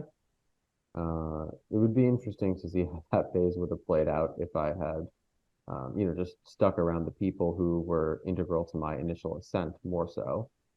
Um, yeah, it, I don't think the spirituality itself, or that new understanding or frame of reference for life, let's say, was so much a deterrent. I think in many ways that actually encouraged me because it gave uh, new meaning and understanding to life and to poker within that. So what was some of those new meanings and understandings that you came to? What was some of the mindset shifts when you started to see poker in a different context? What are some of the main things you noticed? Yeah, so I think being able to kind of clarify, what intuition was, and you know, having maybe ways to define or categorize things that were happening to me already, but sort of just felt like one-off instances or foreign events, and I didn't really understand them. So that was pretty exciting. Also, having gotten it more into breath work generally and understanding, the human body, getting more into yoga, understanding, what being physically active. I was pretty lethargic through, um, I guess, most of my life up to that point. So seeing how exercise, raising your heart rate, all that stuff affected my play. And yeah, that was all very interesting. I think that was in large part, what made poker pretty exciting with those new understandings. So you mentioned three things which kind of all go together: yoga, meditation, and breathing. I'm curious to know, when you first started experimenting with these practices, what were some of the kind of changes you noticed? I know you mentioned you feel more in tune with your body, and yeah, I'd be interested to know how that's played out in terms of your performance. And I'd love to know what you're currently doing in terms of your current practices around all yoga, meditation, and breathing. Yeah. So it helped a lot. I did, go on a pretty profound heater during that time frame. Uh, Full disclosure, I was smoking a lot of weed during that time, and it also, I think, was helping me kind of with where I was at. I eventually came to realize that it wasn't sustainable, and uh, you know, I guess this probably contributed to, a little bit of the loss of interest in poker, where I had to, reinvent myself in a way because I got so used to playing in that elevated state. And then when I played without it, I kind of felt like I was missing a little bit of that spice or that essence. So that was tricky. And yeah, learning how to play in a sober mind again, it did take some time for me to readjust. It wasn't like I really forgot ideas, but there's just a certain creativity that was lacking. And I knew that it was possible to have that in just, normal waking state. But to go search it out and find it and be able to bring it into my play, it did take some time. As far as what I do now, yeah, I mean, I have certain breathing techniques that I guess I've just learned a lot over the years. I don't really, like I mentioned, I don't really have much rigidity. The only thing that I'm pretty disciplined about is if I'm going to play, and ideally most days, although my sleep's been a bit chaotic for a number of reasons lately, traveling and such, um, I like to meditate for at least 10 minutes when I get up in the morning. And I find that just sort of sets me on the right path for the day. Beyond that, sometimes I'll do some breathing, whether before I play or at the table or on breaks. But yeah, just being light and relaxed is honestly, I think, the most important thing. Just to not overthink things, to not take things too seriously, and just to be at ease. If I can be at ease, I think I can play my best. Yeah, it sounds like it's all kind of come together in terms of you feeling more relaxed, like I said, more at ease playing poker, and you've had to re-evaluate and reinvent how you've shown up as a poker player. And at first, like there's been challenges. I think when you remove something that you're doing habitually, whether it's smoking weed, whether it's taking coffee, something that creates an elevated state, when you remove that, in the short term, there's often a adjustment phase where it feels like, oh, I've actually gone backwards in this area and I need to recalibrate. And a lot of people in that state will go back to the old habits because they feel like it just doesn't work. Sounds like for you, you were able to kind of stick with it, see like the long-term benefits of being able to perform in a unaltered state, we'll call it. And it sounds like meditation, yoga, breath work allowed you to get more in tune with your body. I'm sure that's helped with your intuition game as well, which has been helpful for you. So I'd like to know now about your psychedelic experiences. So I think obviously meditation, yoga, breathing, very safe for anyone to get involved in those activities, and they'll see benefits almost instantly. Psychedelics, I always think, need to be taken with caution and with the right intention behind it. So for yourself, first of all, what were your early psychedelic experiences and what was the intention behind those? Yeah, I completely agree with everything you said. I think having intention is integral, and sort of understanding that, it is a powerful substance, whatever you're taking. Uh, you want to know what you're getting yourself into to some degree. So previous to having had any experiences, I read a lot of trip reports on Erowid and talked to friends of mine who had had experiences. I was still pretty hesitant, and the first time I had a very small dose of mushrooms was basically right after Black Friday. Went over a friend's house and just sort of felt the rumblings of an experience, what would be essentially the precursor of one. I was like, okay, that's not that intimidating, and had a couple more kind of experiences like that. Uh, I would say from this phase of my life, one experience really sticks out where I went to the mountains with my brother and some friends of mine, a couple of people who were living with me during that time period, and took a fairly large dose. And my takeaway from that whole experience was essentially just uh, feeling like I had remembered that I'm God lost in my own experience. And what it did for me was remove any sort of victim mentality, um, remove kind of any feelings of lack or how to say anything that happened to me. I just felt like, okay, well, if I'm everything, then this is part of my experience that I need to integrate on some level. And again, it just sort of, furthered that very cohesive, holistic view on life and reality. So that was huge for me. And yeah, again, to this day, still is. Um, so I'm very grateful that I had that experience. Yeah, I think you can tell from the way you tell that story that it's had a long-lasting change on you, and you had a glimpse of almost like a connection with, let's say, a larger self or greater meaning, and then that stuck with you for a long time. I think with psychedelics, when I hear people speak about them, it can go two ways. One, it can be like a state that you had, and then you go back to your normal living, and you want to get back to that state. I think some people use psychedelics as almost an escape from their reality to get to this kind of heightened state of being, so to speak, and they'll keep going back to it. And you'll see this with people who are go on psychedelic retreats 3 or 4 times a year, always trying to get back to that end state. Then you get other people who will have a psychedelic experience just once or twice or maybe 3 times, and that has a profound impact on how they see the world, how they change. And I find it very interesting when people are able to integrate a one-off experience like that and have a greater kind of purpose or meaning to their life long term. It sounds like for you, that's been the case. So from there, I'm curious to know how that changed things. Let's say you've had this experience with the psychedelics and you've realized you're God, so to speak, or you're connected to a larger meaning than you thought you were. How did that impact you day to day in terms of showing up in life? Well, it definitely made me reevaluate, to go back to the beginning of the discussion, the beliefs I had, just generally about myself, about others. If you see everyone as a part of yourself, as a part of one whole, uh, judgment becomes pretty superficial. A lot of things do.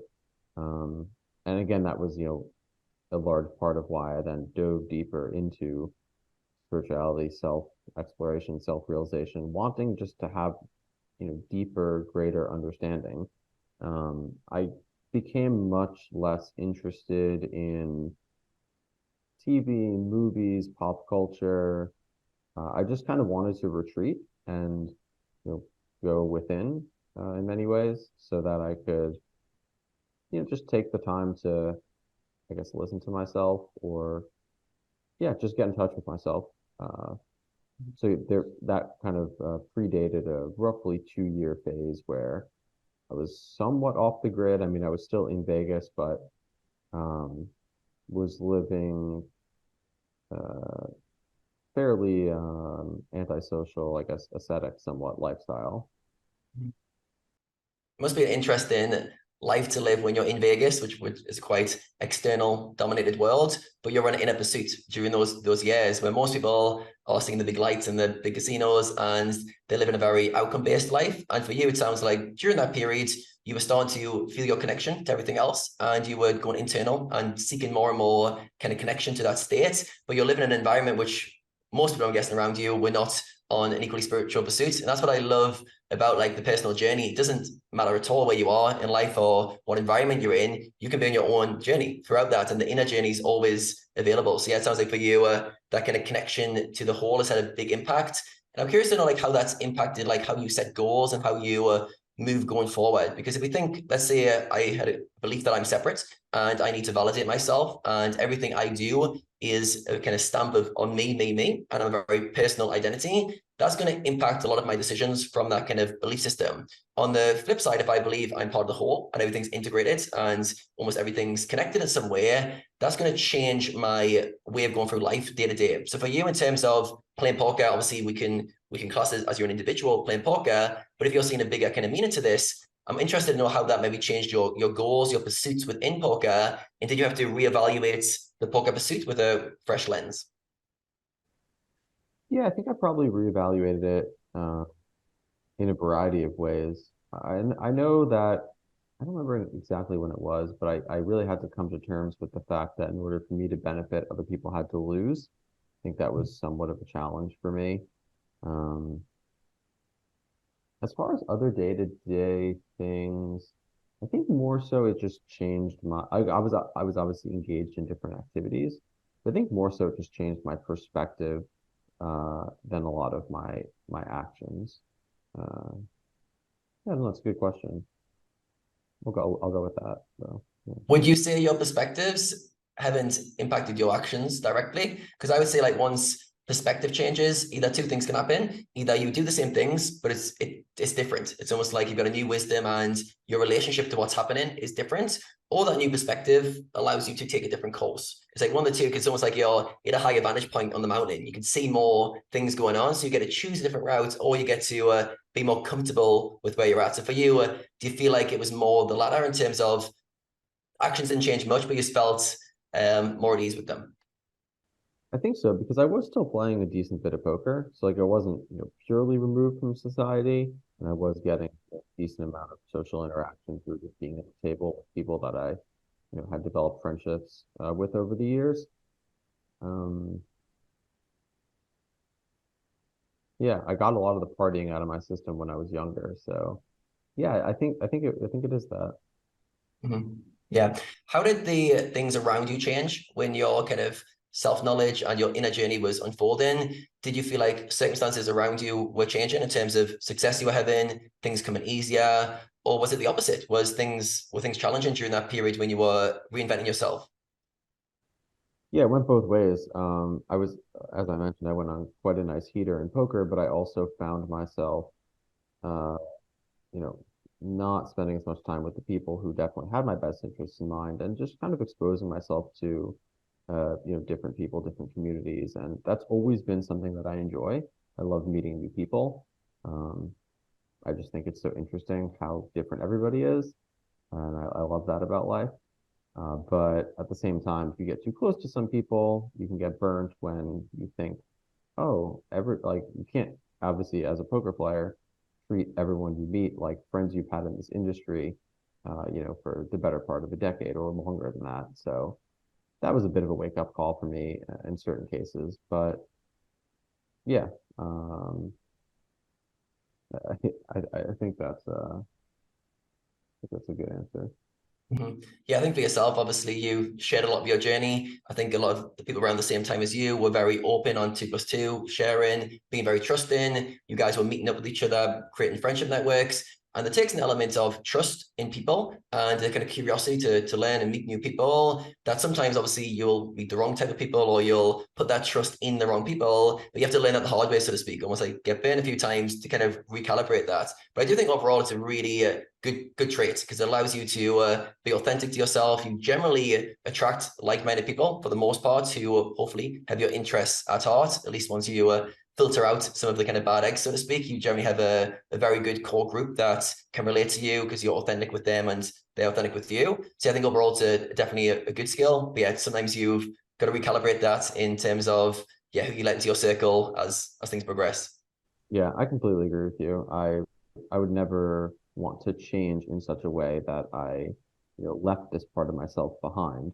But it is just, sort of learning skill, refining it, honing it, understanding how to better utilize it so that you enrich your experience in life.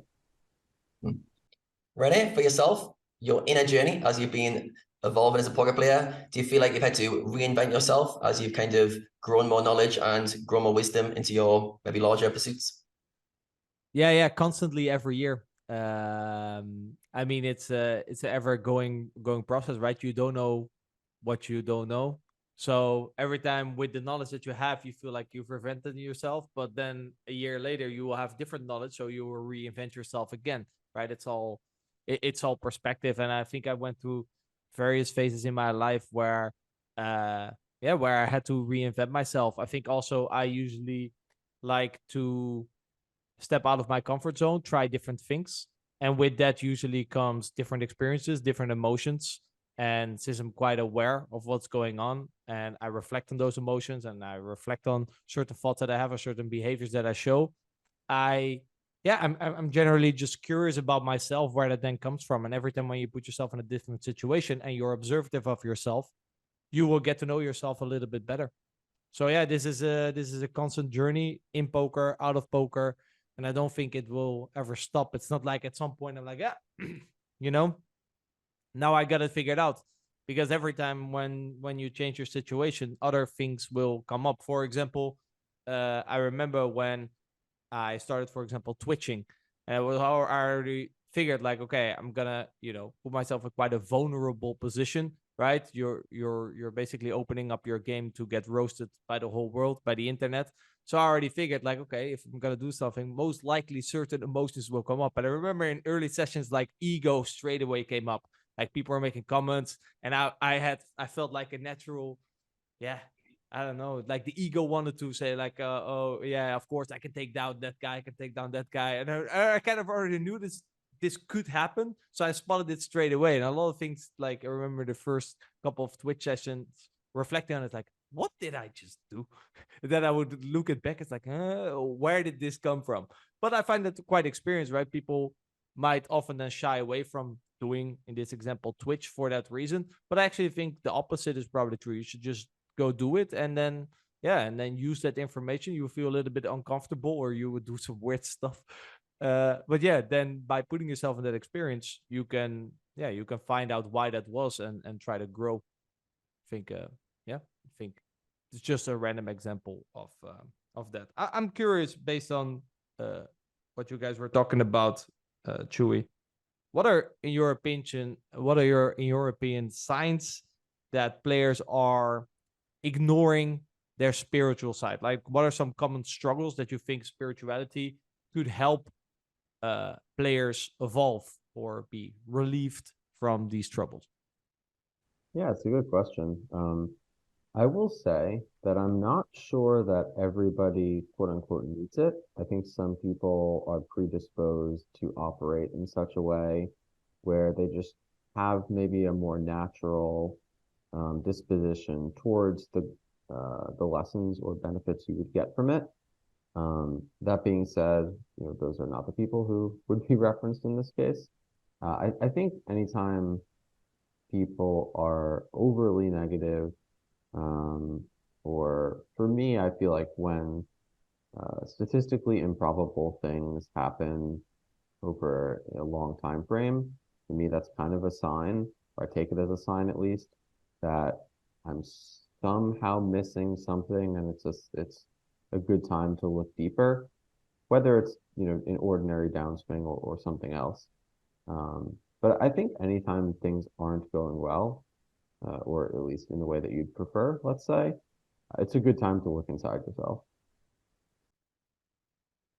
Where's the because when I think about spirituality and in poker, people obviously the first thing they try to improve is that technical game. Nowadays, people are also way more open in terms of like mental game, performance. Whereas like where do we enter the spiritual realm? Because a lot of times when we talk about spirituality, I could basically put it under the umbrella of like mental game, mindset, performance aspects as well. What's kind of the crossover to spirituality in that sense? It's funny, like while we've been having this discussion, I don't talk about this stuff as much nowadays. It's just so much a part of kind of, I guess, who I am and how I operate that I don't really know. I feel like it's largely just blended.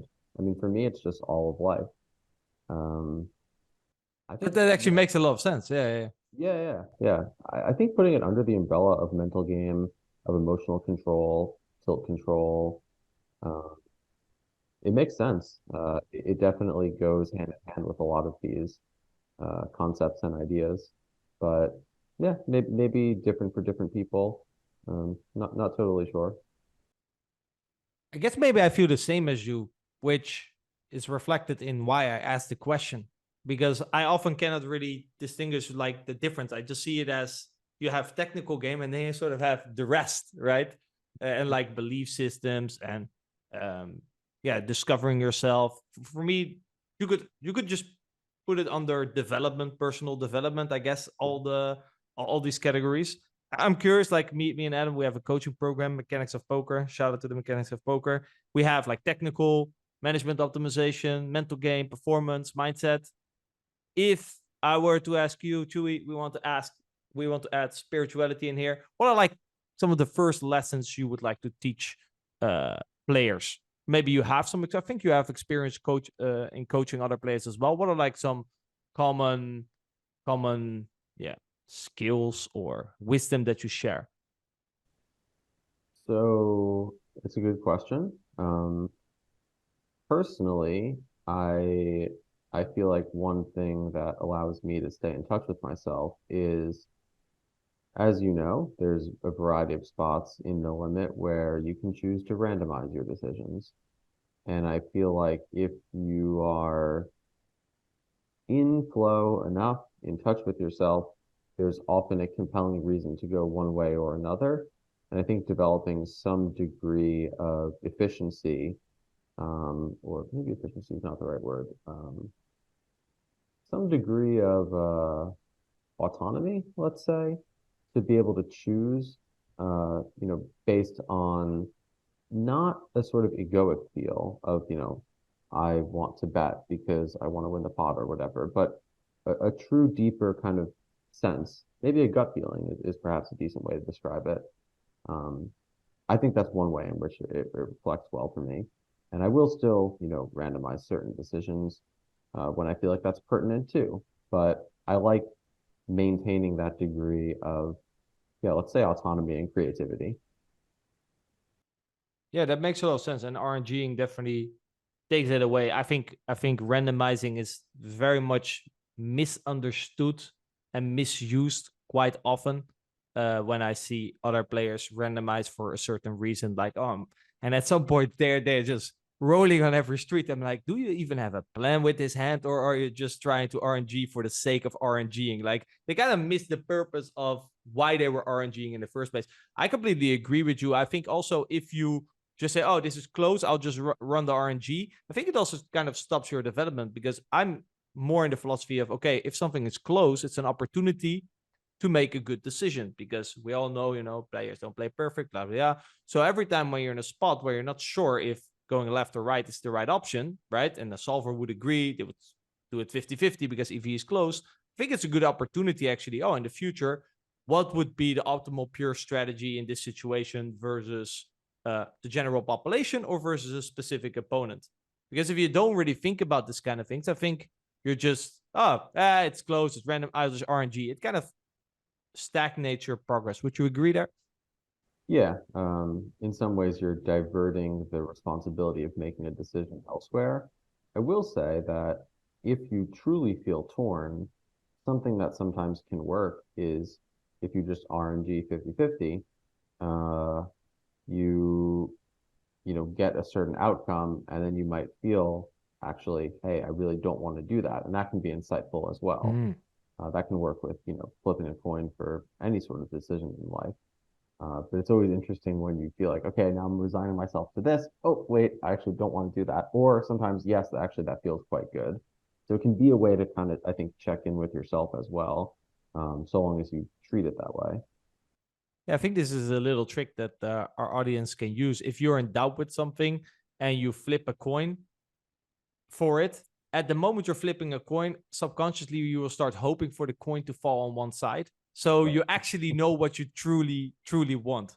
Now, actually, one area where I think RNG comes in handy is to overrate your natural bias. Let's say I honestly don't know in a certain spot and you're naturally risk averse. You will always fold the river, for example. You have a closed bluff catcher, and every time if you don't RNG, you just fold it. And you end up massively overfolding. Let's say you're very curious by nature, you always call. So in these kind of scenarios, I do think an RNG can kind of help to keep your bias in line, so to speak. But again, I think it should be, okay, at this moment, I'll RNG my hand, but I'll mark this hand to see if I can make a better pure play on a later street. I just don't think running the RNG should be the end of it, right? I'm also curious because we exploitative players have this a lot, and I guess if you don't randomize in a spot that is randomized, you are, I guess, exploiting, right? Because you're taking a pure strategy. And you also mentioned, like, if I would RNG a certain hand and I know it calls 50% of the time, fold 50% of the time, and I call and I lose, I'm like, well, I gave it to quote a higher power. The RNG decided for me. Whereas if you don't RNG and you make a decision and you're wrong, it's personal. So maybe for players who are trying to go a bit more down that route, how would they have to deal with that? Because I guess if you play a bit more exploitative, more feelings of that come up than if you play quote theory. You can blame the GTO model instead of your own decisions. Yeah, I mean, you do have to accept responsibility and hold yourself accountable, of course, if you make a decision that's wrong. And in a larger sense, I think this is something that's beautiful about poker, is it just really forces you to be very honest with yourself. And I suppose that could largely be termed like a spiritual component as well. I think spirituality is largely about being honest with yourself, confronting yourself, going face to face with who you are and what makes you who you are. Beyond that,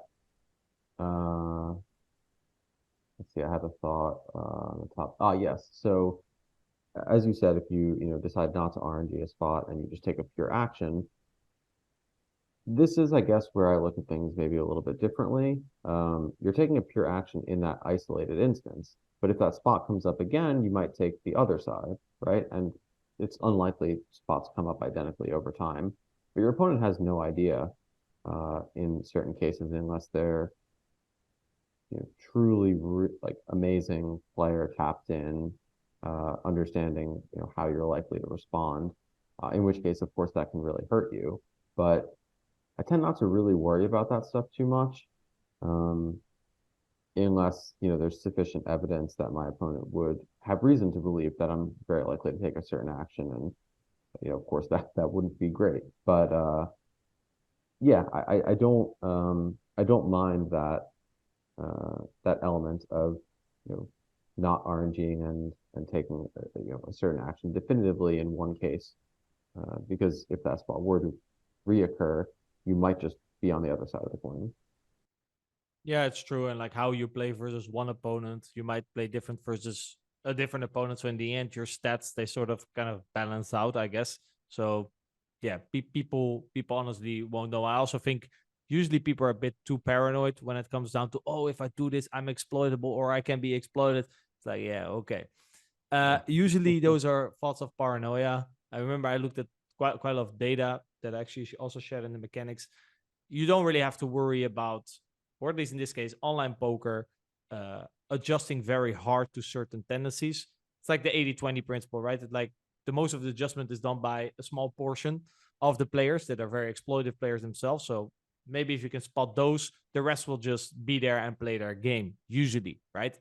Especially in online poker, you have other things going on. You know, I'm on multiple sites. I'm looking for games and playing a bunch of games.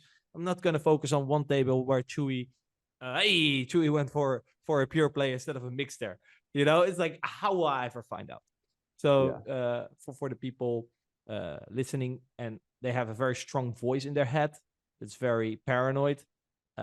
Yeah, something you should work on. I'm curious, like after going through kind of reinventing yourself, how did your experience of playing poker change?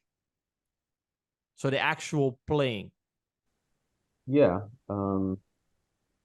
I guess it became more fulfilling. I think, you know, there was a large time frame, let's call it when late 2016 through, it was like a 2 year time frame. It was like 2 years after my 2 years of sort of removing myself, where I wasn't doing particularly well at poker. I think I had to reimagine myself within the context of the game and just in many ways remember why I played poker initially, which is that it is fun and it's a game and I enjoy games and I enjoy and love poker especially. So yeah, I think that was like a big um, switch for me. And yeah, it allowed me to, you know, let go a lot of largely what you're describing now, which were sort of ideas that were plaguing my mindset because, you know, 2016 was sort of early PIO days. My mind was elsewhere. I had a lot of stuff going on in my life that was non-poker related, and I sort of missed the boat on the beginnings of that. And then as I sort of continued to play certain, uh, you know, games, tournaments, live especially, I would see players playing differently. I started to doubt myself, and um, yeah, I mean, I was missing out on learning, you know, new ideas, and that wasn't benefiting me.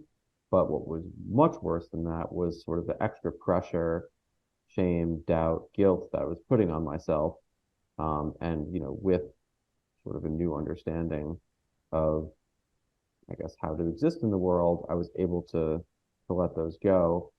And it, of course, eventually led me towards the path of, you know, pursuing studying poker in the modern era and taking full advantage of what these tools have to offer. So, you know, I like stories with happy endings, and fortunately, we have one here. So obviously, you know, poker has changed a lot pre solver era, post solver era. How did solvers impact your strategies, and did you experience any struggles in the beginning? Like I said, you have a certain strong intuition. You've built strategies over the years without using solvers, so I guess certain solver outputs will challenge certain things that you believe to be true that the solver says is not true. How did you deal with working with solvers when they came out?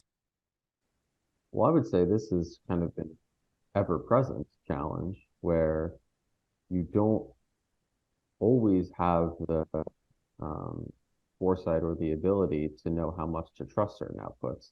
In large part, I would say pre-flop and flop are, you know, fairly reasonable. Turn is good, and river can sometimes just be way off base because of how far off the beaten path you get. It of course matters who you're playing against. If you're playing against elite players, this stuff matters a lot. If you're playing against, you know, non-elite players, probably doesn't really mean all that much, and you're back to square one of just playing a game like the good old days. I don't mind that, and I think that was something that I was more recently maybe challenged by.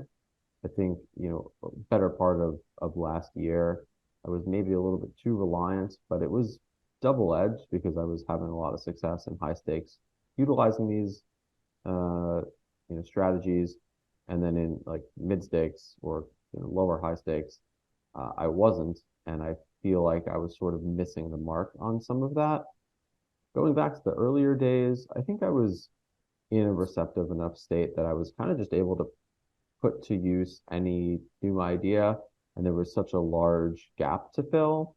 So it wasn't until I kind of solidified a bit more of a modern understanding of how strategies look across various decision points and stack depths and so forth, that I started to then have to have these, deeper questions of when, where, why, how much, so on and so forth. I think you touched on a very important point there where you said that you then ask certain questions. So you already go into the solver with a certain curiosity, like when, why, what. How do you think, what is the right way, in your opinion, the right curiosity to enter a solver? People usually go to it to check if they play the hand well. It doesn't really sound like that's kind of your vibe with the solvers. Yeah, I don't mind doing that.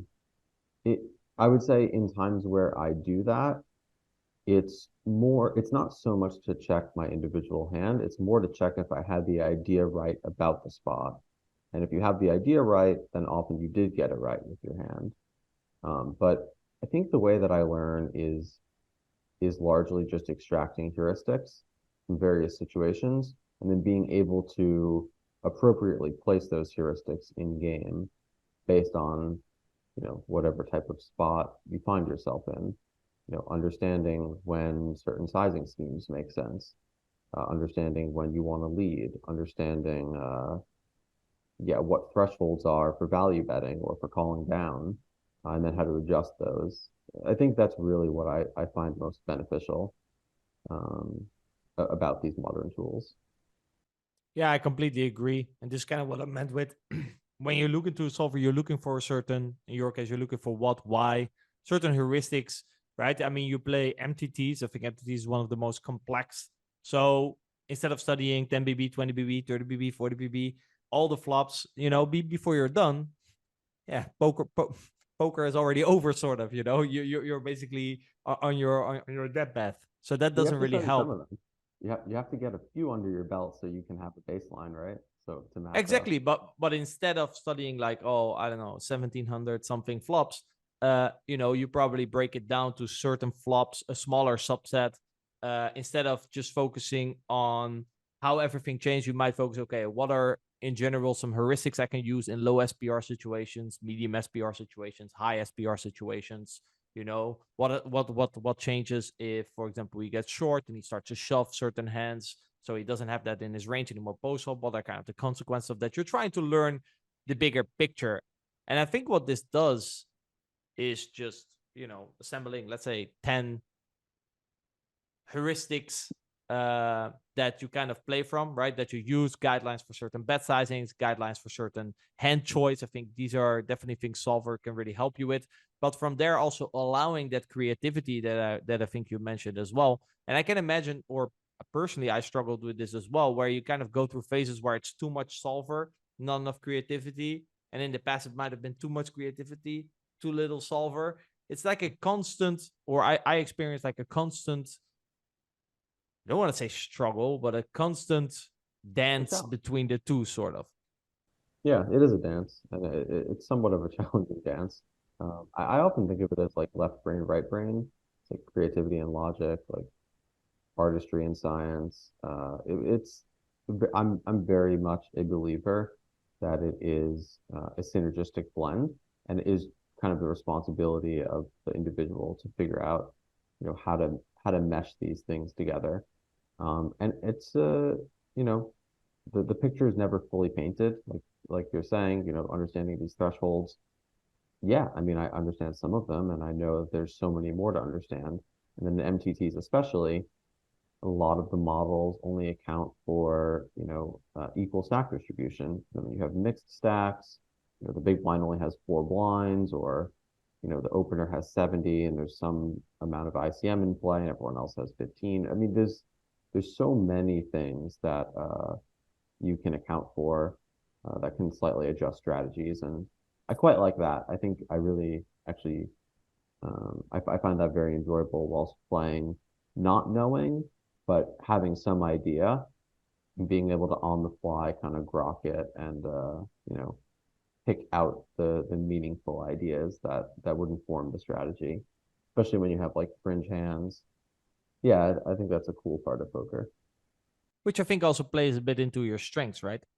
Yeah, I would say so. You also mentioned that, you kind of went off the grid for like 2 years, less input.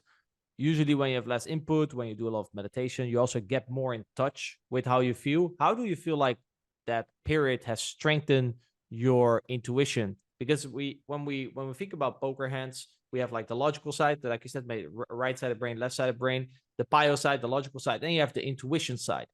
And I think especially people who are not really used to using their intuition, I guess everyone uses it to a certain degree. How has your trust and your connection to your intuition strengthened or increased over that period compared to, so you were playing a poker hand before those 2 years and after those 2 years? How much more in touch are you now with your intuition? Well, I'm definitely more in touch with it. I think in large part I was able to just understand it better and yeah, give more life to it, I guess. Appreciate it more, trust it more. As you said, everyone kind of has it. It's just a matter of how much you're willing to let it in. Um, yeah, I can recall certain instances before that where it would just sort of pop up and I didn't really get it, but then I started to feel like, okay, there's something here. So yeah, I would say it was just a phase that allowed me to clarify um, experiences like this, which previously were, yeah, just sort of a bit foreign. I didn't quite understand them. I think it's a problem that I often have when you're in, let's say you're in a bit of in a bad state of mind, you're in a downswing, then your intuition can often be quite sensitive to bias as well. So I think it's very important to have developed a certain level of self-awareness that you can kind of spot, okay, this emotion is purely bias or this is my intuition, right? It's like almost there's various people's, you're in a poker hand, you're making a decision, there's various voices shouting at you. It's like you have your bias shouting at you, you have your intuition shouting at you, you have logic shouting at you, and you're like, guys, calm down. I'm trying to make a decision here.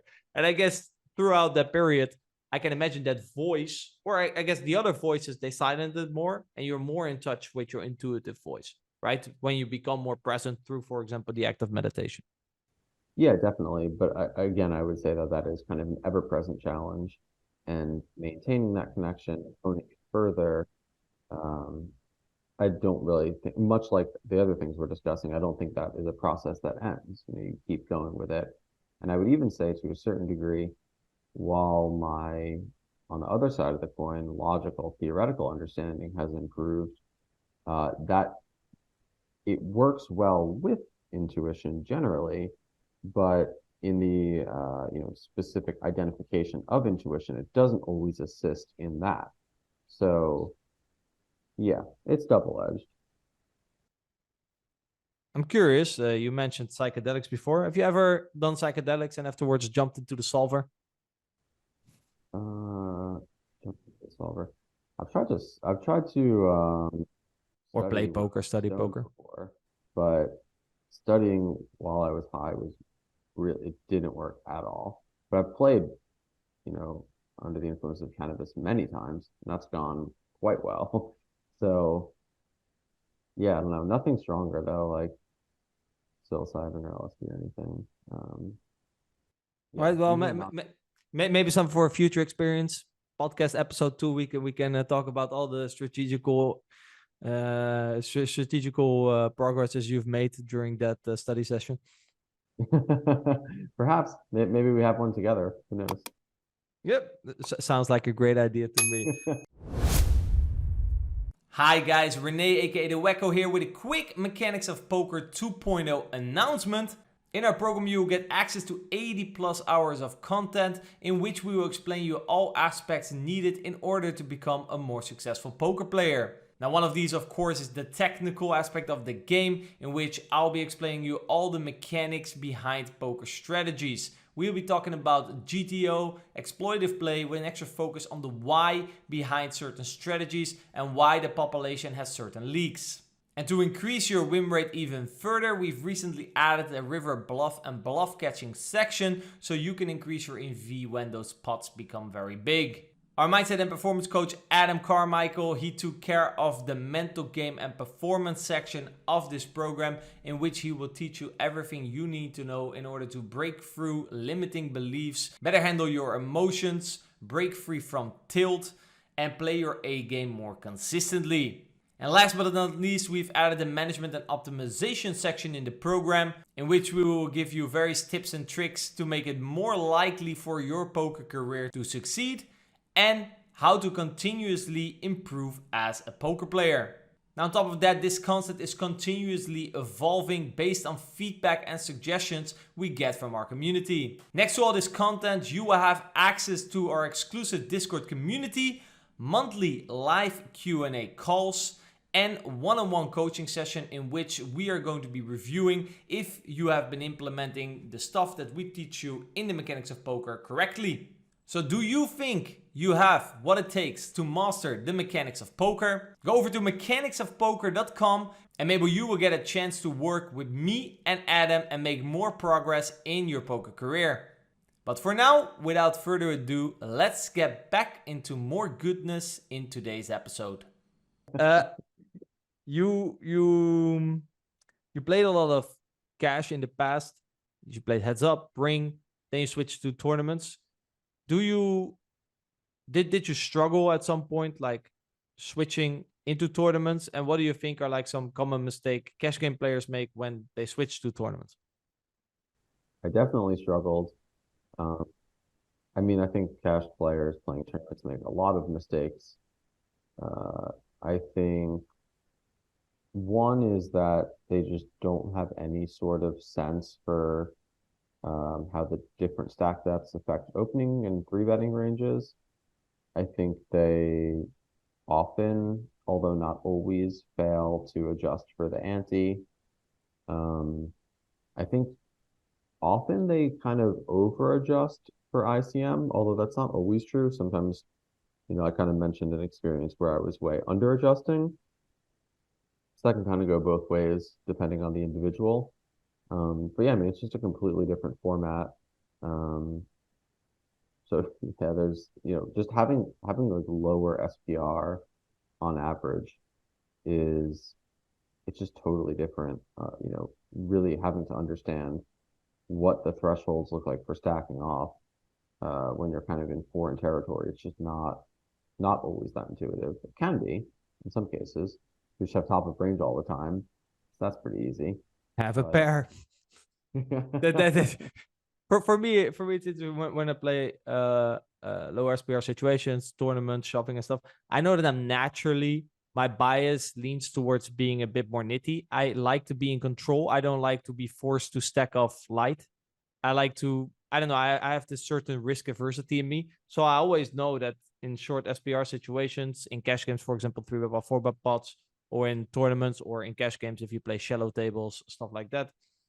I just know that, like, when I say, oh, okay, I'll stack this hand off at, or I'll check raise, stack this hand off at 15 BB, it's probably closer to like 20, 25. And the same, like, if I'm going to shove ace 8 here, then probably it's ace 4 plus, So it's like, my intuition is wrong. Like, I haven't studied this spot enough, but from what I've studied, this usually it's like what my intuition says, plus, like 20, 25% ish hands, then you're probably good to go. That's kind of my guideline for tournaments. Yeah, it's a good realization to have to kind of understand where or how you missed the mark in certain cases. And it brings up kind of an interesting, I guess let's call it like a philosophical tournament idea, which is, let's say you're playing, a tournament where you have, an incredible edge over your opponents. Um, how much risk should you take on in certain cases? Like if it's early enough in the tournament, sure. At certain later stages, some plays just print. In other cases, it's not so clear. I think this is where you're sort of having to split hairs, but I think it's where a lot of edge comes from, is really being able to make correct decisions, practically speaking, against players that you do have a large edge on, and not just falling back into that um, complacency of, well, I know that, like, in equilibrium, hands much better than mine would stack off. It's like, look, if the guy just has a better hand than you, you're going to lose. You're going to walk out of the room. You're going to feel dumb. So you have to like keep it real with yourself. And yeah, I guess that's where I think in live poker especially, you can gain a pretty significant edge. Just being very honest about, do I have the best hand or not? So sometimes that's a good question to ask Yeah, yourself. that's it. That it's interesting because like GTO poker focuses a lot on like playing from your strategy, from your range, and then we actually forget to ask this question, like, what does my opponent actually have? Oh, Yeah.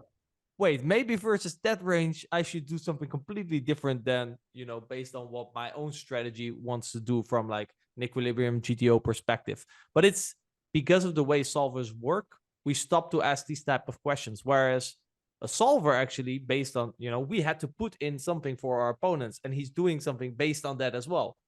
Right. But I feel like a lot of very GTO oriented player, they kind of forget to ask this question, like, what do you actually think your opponent has? And what's like the optimal line to take with your hand versus that hand? And I think everyone has been there. That I immediately had a flashback where, you make a quote equilibrium play, you bust a tournament, like I said, you feel a bit like an idiot, but you feel like an idiot when you stand up, you walk outside the room, you look around and you see fish everywhere, like, oh, why did I just do that? It's Yeah. like, and this is something indeed like a solver doesn't take. If you just look at one output, it just shows like, hey, this is the output, but it doesn't take future play in consideration, right? The fact that, or for example, I remember all the way in the beginning of my career, I would play a bit more live MTTs. And if I would be moved to a bad table, to just be like, hey, this is a bad table. I'm going to sit there for a couple hours. Let's take it easy before I get moved to a better table with bigger opportunities, right? To make money. And this is, again, something that the GTO mindset players, they kind of forget about these type of aspects. And I would say even like sort of future EV is true in cash. Let's say I usually see it like this. Let's say you have a fish who comes sit down. He has 1 hour to play. Okay. And I'm in the small blind and the fish has folded. And now I can choose my strategy. Let's say I go for a limp only strategy. Let's take that one. That's, I think, probably the worst, because on average I will take quite a lot of time playing a limping strategy. So the pot in that hand will take longer. So statistically, I will play less hands versus the fish, because the fish only is going to play 1 hour and he's going to leave at some point.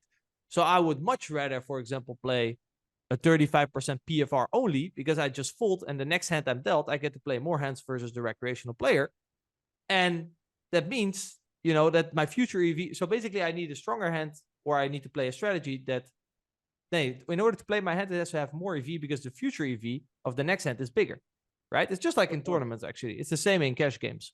And I think these are considerations that people, don't often make, because we're too focused on just playing our hands correct, quote, correct, in that moment. Yeah, no, it's a good point. And I think tools will evolve to be able to account for these kinds of things over time. And I'll certainly play some role in helping to build those. But I'm definitely very interested in, what is possible as far as modeling things go. Um, the purely static outputs, and there even are some, there is some ability to model with FGS, but it's fairly limited, and certainly not telling the whole story. And if anything, it's painting an inaccurate picture because of the fact that it is only partially accounting for, the future hands dealt. But sometimes it does line up with intuition, I've found, and that can be useful, just in the sense of verifying what you think is already probably accurate. Yeah, that's kind of the problem with the static model. You think that in the near future, for example, we use solvers now that are based on more static models. Do you think in the near future we will get similar products out there that are more like AI based, that can take all these things in consideration? Definitely that. I have sort of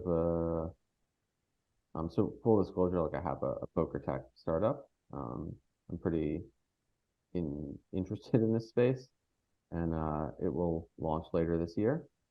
But yeah, there's a variety of things that I see happening already, and things that I want to do. I mean, I think one really cool idea would be sort of a back engineering of solutions. Like if you play a hand in a certain way and you get told like, okay, that's not equilibrium, being able to see what would have had to have happened from your opponent for that to have been reasonable. Uh, where you can then look at it and be like, oh, does that actually make sense? Sometimes it will. And sometimes you'll be like, yeah, well, my opponent probably wasn't jamming their whole range. So, well, what are you going to do? We'll get them next time. So it's almost like an intuition check. In some ways, yeah. Um, I mean, I think being able to quantify intuition or some other intangibles, that would be a whole nother project. I would love to be able to do that. In some ways, that is what Dr. Joe Dispenza has done or tried to do, or at least shed light on generally. I don't know if you've been to any of his retreats. I went to a week-long retreat with my wife. Cool. Yeah, it was really awesome. I would definitely recommend it. Met a lot of No, cool it's definitely on my list. Yeah, we had a great time. But yeah, if and when you go, you'll have some more exposure to some of the stuff they do. Yeah, it's very much in this same vein or line of thinking. If we think of like the solvers, or for example the stuff that you're working on, where do you think how do I ask this question? Where or what do you think makes them gain an edge over humans, and where do the humans gain an edge over the machines in real life? Well, the machines certainly have an edge in the sense that given the inputs, they don't lose. The humans have the edge in that the inputs are not static and the models are not static. The gameplay is not static. I know there's been a lot of discussion of like, if Pio played a tournament, like, would it win? And it's kind of a question you can't really even answer because what is inevitably going to happen is it just faces a 0% node. Also, Pio is just a heads up program. So you actually need better software to even be able to sort of broach that line of thinking. You're just going to reach 0% nodes where the solver is just guessing. Or maybe not purely guessing, but it's for all intents and purposes guessing. You'd rather have a human play a 0% node than a solver, where it's just like, oh, I don't know what to do because this didn't happen. You know, the player didn't min bet 3 streets. So, what are you supposed to do with that? Yeah, It's exactly. not really insightful. Whereas, for example, if you have an AI that you give, I don't know, 100 million online poker hands, he said, "Oh, I've seen this situation 35 times over 100 million hands. I know exactly what to do here." Right, right. Yeah, I can see that in the near future. We have like the new generation of players that like, wait, you guys grew up with Pio Solver. How did you guys make money back then? This program is antique, right? And we're like, wow, no, this next generation stuff, man. Yeah, I feel like, if we relate it to chess, what we've seen thus far is somewhat equivalent to like the Deep Blue era with Kasparov, where we kind of saw, okay, computers really can hold their own. And it's real stuff. Like the industry is changing and the game is changing. And now we're starting to see that next generation, kind of like the Leela chess, Zero, Alpha Zero, that kind of stuff. Um, yeah, I couldn't miss out on that. It's a little bit too exciting for me. So I'm a poker nerd at heart. Like I want to know, you know, the answers essentially. I want to see uh I want to see and be a part of the industry growing and changing. I find that yeah, very, very enthralling. And for the people that are listening to this and give up all the hope of poker, like many have done before, when HUTs came out, then when solvers came out, what do you think remains to be the hope? Like, just like with solvers, for example, they are there, but there's still a lot of players, for example, they're not using them or they're using them wrong. Do you think it's going to be the same with like AI driven technologies, that you be like, oh, wow, this is available and you know how to use it? You're like, okay, poker is dead. But luckily, there's still players who don't use it or are going to use it incorrectly. I guess using it Well, incorrectly is a bit harder intuitively. yeah, ideally, as the programs become better and more efficient, using it harder is, you know, not as much of an option, or using it incorrectly is not as much of an option. It's just easier. but I think that there's sort of this simultaneous elevation where the games get harder, but then the access to information gets better.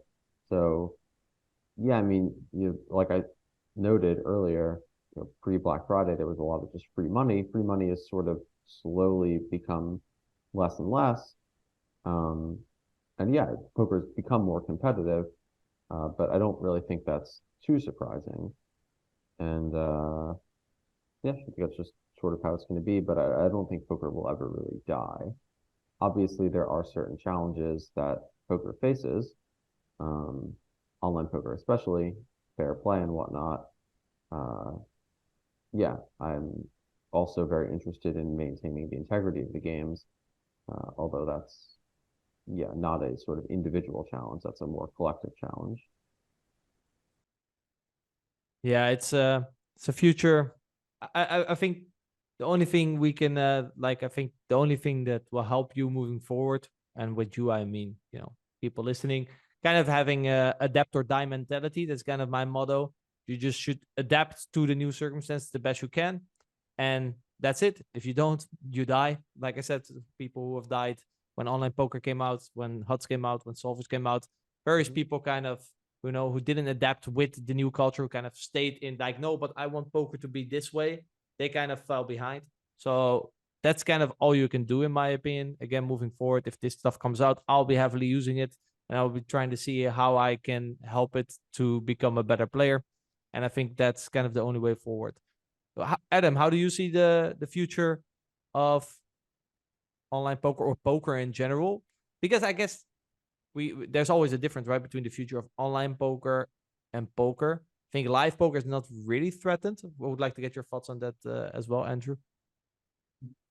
Yeah, it's hard to predict, obviously, based on what you guys are saying. It's very kind of exciting times in certain aspects, the game evolving and strategies and learning tools becoming more high level. At the same time, it becomes quite scary of like, as an individual, how do you kind of make money in poker going forward? So I'm not going to get my crystal ball out and try to predict that. I think your kind of summary in terms of adaptability becomes more important as things move fast, as technology becomes more apparent and usable. The ability to adapt to those and use them for your situation becomes very important. So yeah, being able to pivot. And then the day poker comes down to, can you find games where you have an edge? And when you go to live games, MTTs, there's many opportunities to make edge. If you want to play the toughest online games in the world at the high stakes, okay, that's going to become more challenging and you need to level up. It's the same like if you look at sports, if you want to be the best in the world at your sport, you're going to have to go head to head with some very, very accomplished people who are also having that same goal. So yeah, I think there's always, in my opinion, the next, let's say 5 years of poker,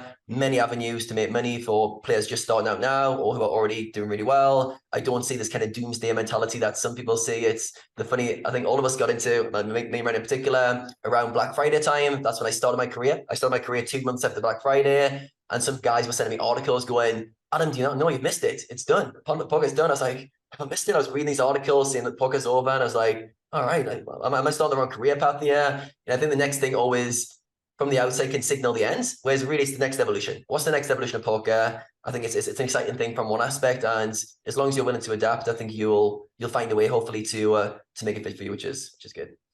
All right, cool. I want to kind of transition the conversation to a bit of reflecting. First of all, I want to wrap up the story of your kind of story arch going through poker. I think we got to around the time where you've went through your kind of reinvention. You've done a lot of your kind of meditation. You've removed yourself from poker. And I think you mentioned coming back to poker and having 2 years of results not going your way. So it's probably somewhere around 2017, 2018. Tell me through what changed from there, and then how have things gone the last, say, 2 or 3 years from that moment? Yeah, so end of 2018, I had a huge score in Bellagio, 5 diamond. I got third for 800 something thousand. And that did coincide with some new feelings towards the game, or perhaps old feelings renewed. And that really, I mean, obviously it's, incredible life event. That really reinvigorated me. And I got back into tournaments, playing, traveling, the following year. So had a decent amount of success in mid to higher stakes. Then 2020, COVID happened, so I transitioned online. And that was really, I had started getting more into studying in 2019. But 2020, when traveling was no longer an option and even playing in casinos wasn't an option, that was when I really got heavy into studying. And then that kind of has continued, and I've just sort of, continued to play bigger and kind of become somewhat of a mainstay in the higher stakes tournaments, at least stateside. I did just recently get back from a trip to Bahamas and EPT Paris, where I played some bigger stuff as well. Haven't made it to any Triton events yet, just hasn't really worked out schedule-wise, but I'm quite excited to. It seems awesome, really well run, and obviously really big events. So yeah, that kind of brings us to modern day. I play high stakes tournaments, play mid stakes tournaments.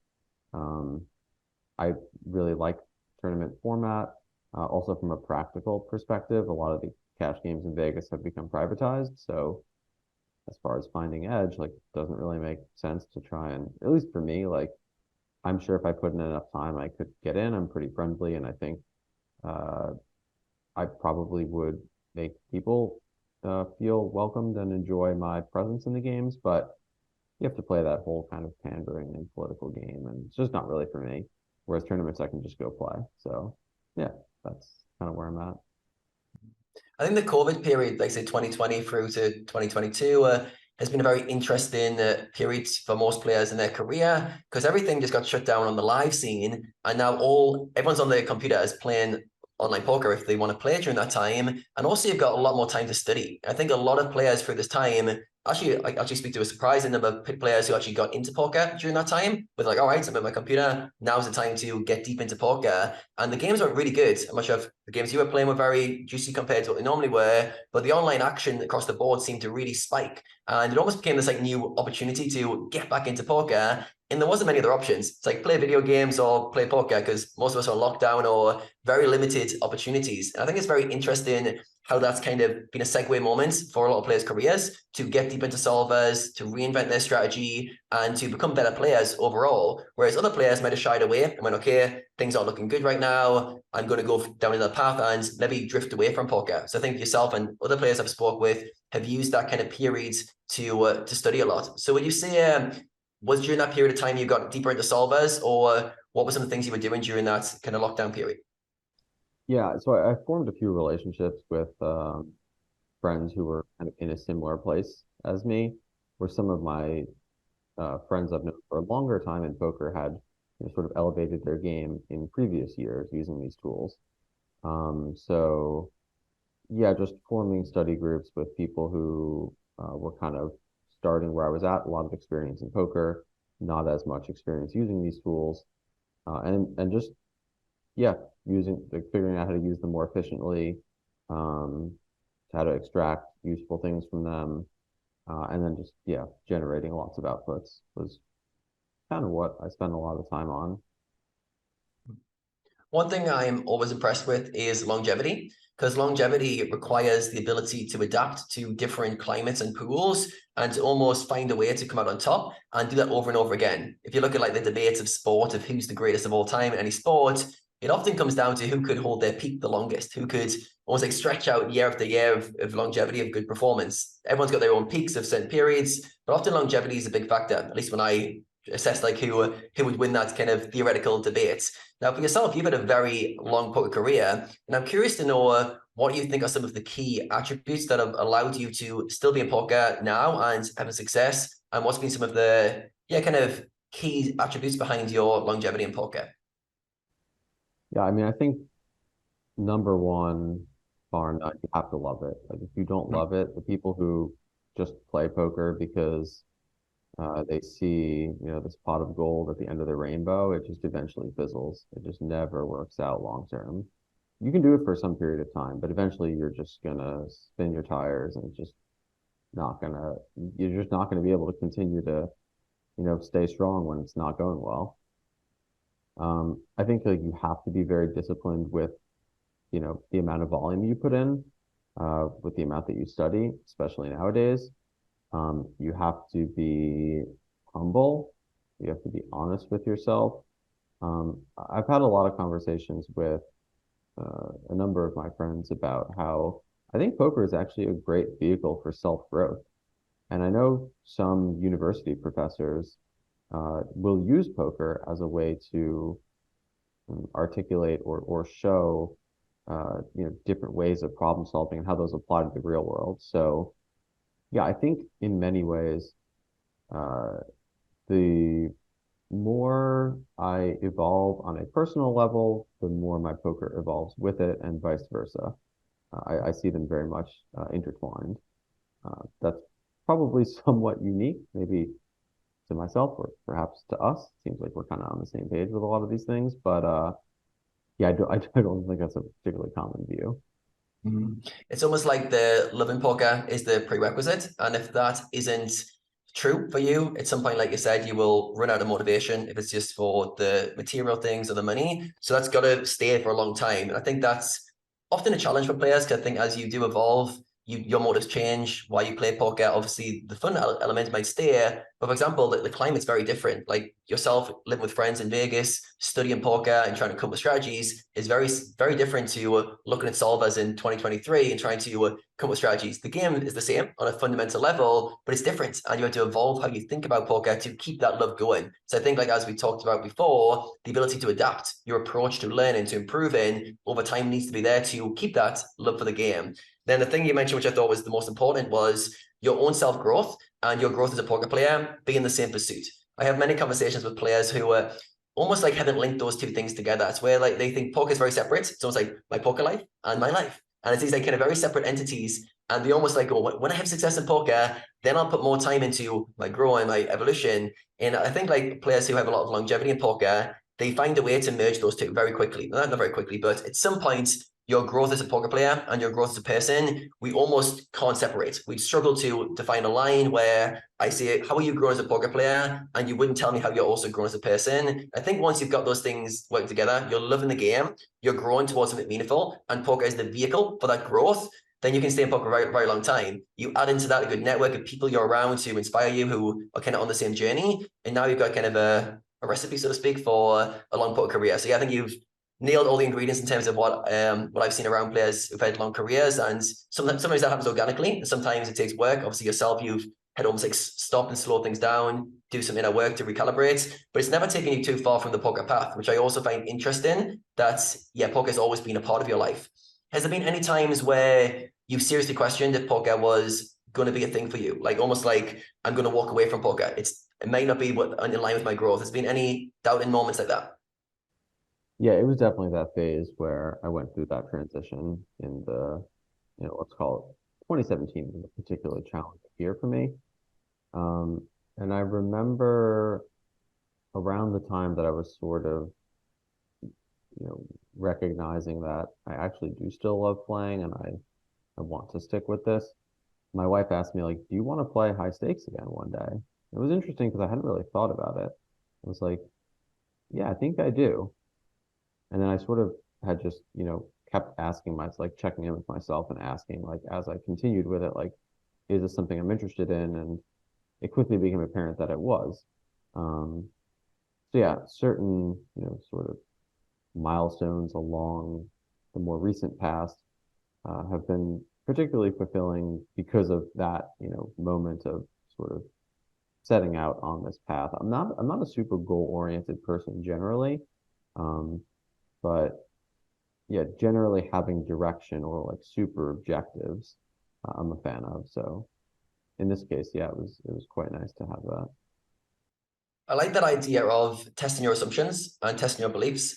And when your partner asks you, do you want to play high stakes again? If you ask that to you when you're 23, 24, you're like, yeah, of course. Like the answer is 100% yes. But as you evolve as a person, you've sometimes got to test those assumptions. Is this still true? I'm now 30, 35, and do I still want to play high stakes? I think sometimes we struggle to, or we forget to reevaluate what we do play poker for and what was the meaning behind it. So I think it's really nice for yourself, and sometimes we need a catalyst moment around us, but to reevaluate, like, is this still true for me? Do I want to play poker for the same reasons? And if not, what does that mean? How does poker now fit into my life? And yeah, I think that's a healthy thing for most of us to do, to reevaluate why we choose certain behaviors. And if you've held on to a certain assumption or belief for a long period of time, can you reevaluate that given your current circumstances? And is it hold true? If it doesn't hold true, can you let that go? Because I found, let's say with your assumption, let's say you didn't want to play high stakes poker. Let's say the answer was, I'm feeling some like, the answer is no to this question, but your identity is still high stakes poker player, or your peers around you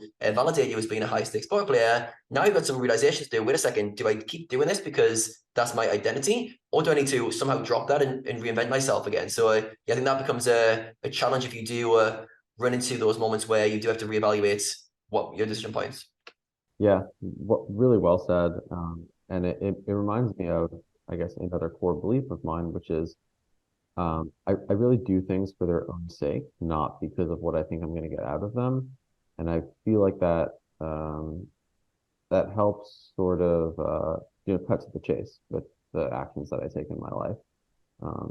And I suppose I probably mess that up from time to time, but it's again a nice thing to have a sort of guiding principle. I love that, doing actions for their own sake, because that's very powerful if you apply that to everyday life and anything you do. If you did it for its own sake, that's the end of the discussion. If someone goes, why do you do that? And the answer was, because I do this. There is no end, there's nowhere to go. It's just over, game, job done. But very often we don't live our lives that way.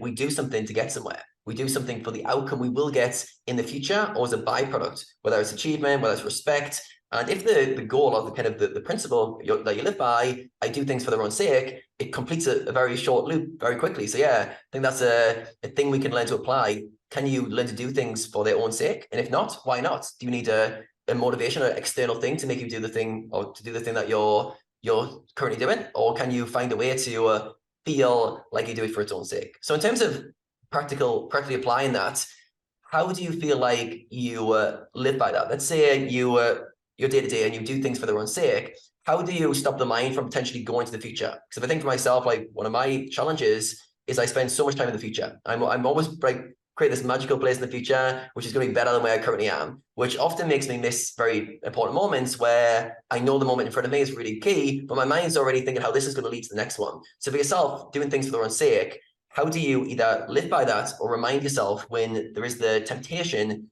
to go to the future? Yeah, that's a good question. Again, I probably mess this up sometimes, but I think the way that I sort of let it, take impact in my life is, yeah, just feeling out what feels best. In some ways, I guess you could say it's a way that creativity enters my everyday life. Yeah, I guess with as far as like letting future events impact the current ones, I'm a very visual person. So I think like I see a lot of images in my mind, and the way I would sort of look at it is you see the current event and you see where it goes, and then just maybe drawing it back in and like not acknowledging that future event. I think one of the ironies of doing things because you think you're going to get something out of them is that's actually much less efficient. And when you do things, purely for their own enjoyment, like you said, it completes the loop quicker, and it actually just sort of gets you closer to what it is that you're interested in. I think like, your interest, your excitement, your internal joy, it's a quicker, like that's your true North Star. Like that's where you should be going anyway. And it's going to lead you to more of those things. And when it doesn't, it's going to highlight, inefficiencies in your belief system or your actions or your personality structure. Yeah. Yeah, very, very interesting. I can picture my own kind of relationship with meditation. When I first got into it, the kind of motivation behind having a long-term habit was I heard Tim Ferriss say on one of his podcasts that 80% of high performers meditate on a regular basis. I was like, high performers meditate, 80% of them. I want to be one of them, so I'm going to meditate. So I had a very goal-oriented relationship with meditation to get an outcome of being a high performer and all the kind of benefits. I started reading up all the benefits you could get from it. And this, for the first probably 6 months to a year of meditation, was the goal, to get to an end state. And then there was a nice transition point, probably a year of meditating most days, where I was like, meditation is just its own thing. Like, I feel good during it, and I feel good after it. Is there anything else that I need from it? And it became a very nice, it changed the way I was coaching as well, because I was trying to teach players to kind of create a habit to get an outcome from it, and then also become an activity that completed itself. And as I went through my life recently, I tried to apply the same thing that you're saying to, can the action itself be the complete nature of why you do it, how you feel about it, how you do it, and just it almost like completes its its own journey, and you don't need to take you anywhere. And that becomes challenging because I think, especially as poker players, we're very goal oriented. At least a lot of players are. We see outcomes, we see where we want to get with things, but can we find a way to engage in our behaviors as a means to an end in themselves? And if not, why not? Can we reevaluate our relationship with things? So yeah, I think it's an ongoing pursuit with our lives that we live, and yeah, hopefully it gives players some incentive to question those things. Yeah. All right. So when reflecting on your career, what would you describe as a particular high point? I know we've talked about a lot of your successes. What would you say was a point where you feel most proud, or you look back and it was a period that gives you some joy to reflect on? Wow. There's quite a few. I've told this story on a podcast before, but I will tell it again because it sort of fits in. So that end of 2018 phase where I placed third in that Bellagio tournament, it was a big breakthrough. I was in a slum, and outside of, sort of the financial benefits, which were significant, it was, also just that sort of, I was on that teetering edge of, am I going to stick with poker? I don't know what's going on. I, wasn't able to find results, and rediscovering my love for it. But there was a particular instance in the tournament where we were 24 left, and I ran like a really big bluff in a spot where, from a purely logical standpoint, doesn't really make that much sense. It's like two giant stacks going to war. But I don't know, it just felt right, and it ended up working. And I was pleased with myself in hindsight that, I was able to, outside of all the other pressures, kind of take the action that I felt was correct in that moment and stay true to myself. Of course, one could argue that that is results oriented, and that, and this is the ongoing struggle that you face in poker and in post-mortem analysis is, just because it worked doesn't mean it was always correct. But, I think what I've noticed over a long time frame is the players who seem to have the best results are the ones who take the correct actions. So yeah, it was a very fulfilling experience overall, and that was one moment that stuck out over the course of that tournament itself. Did anything feel different about that tournament or about that moment in particular compared to the rest of your career? Obviously, it was a pivotal win point.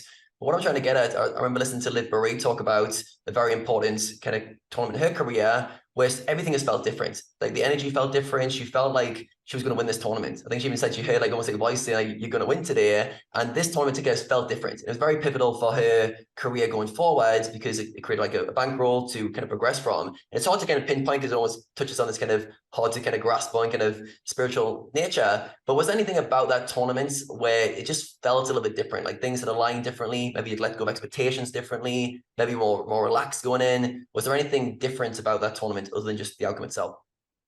Yeah, definitely more relaxed going in. I think I have another story that might be more of your interest for this question. This was sort of when I was just getting into more spirituality, yoga, meditation, and such.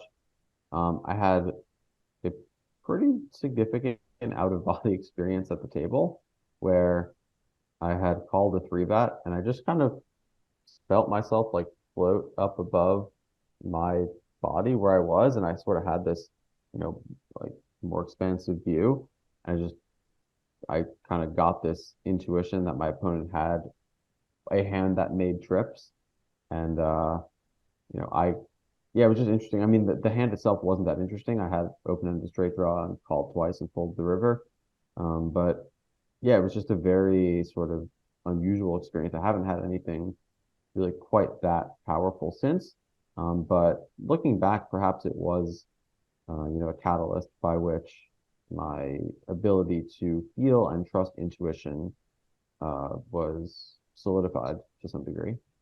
Would you say an experience like that allowed you to trust yourself more? Would you say like that feeling, that connection to yourself, this kind of one-off kind of moment where you left your body, so to speak, at the tables? Do you think that had like a long-lasting kind of impact on your either your ability to stay on the path towards self-discovery or to potentially draw that connection even stronger to your intuition? Did it have any sort of long-lasting effects? Definitely. Anytime I've had experiences that transcend physical reality, I feel that those are most integral in kind of, keeping me going. I feel like that's just one of the most interesting things about life, and particularly I would say our culture.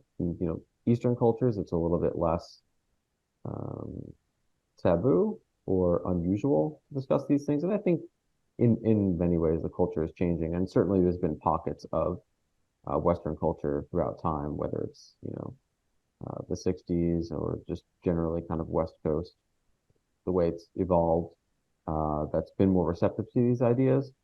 But yes, I would definitely say so. It's very encouraging.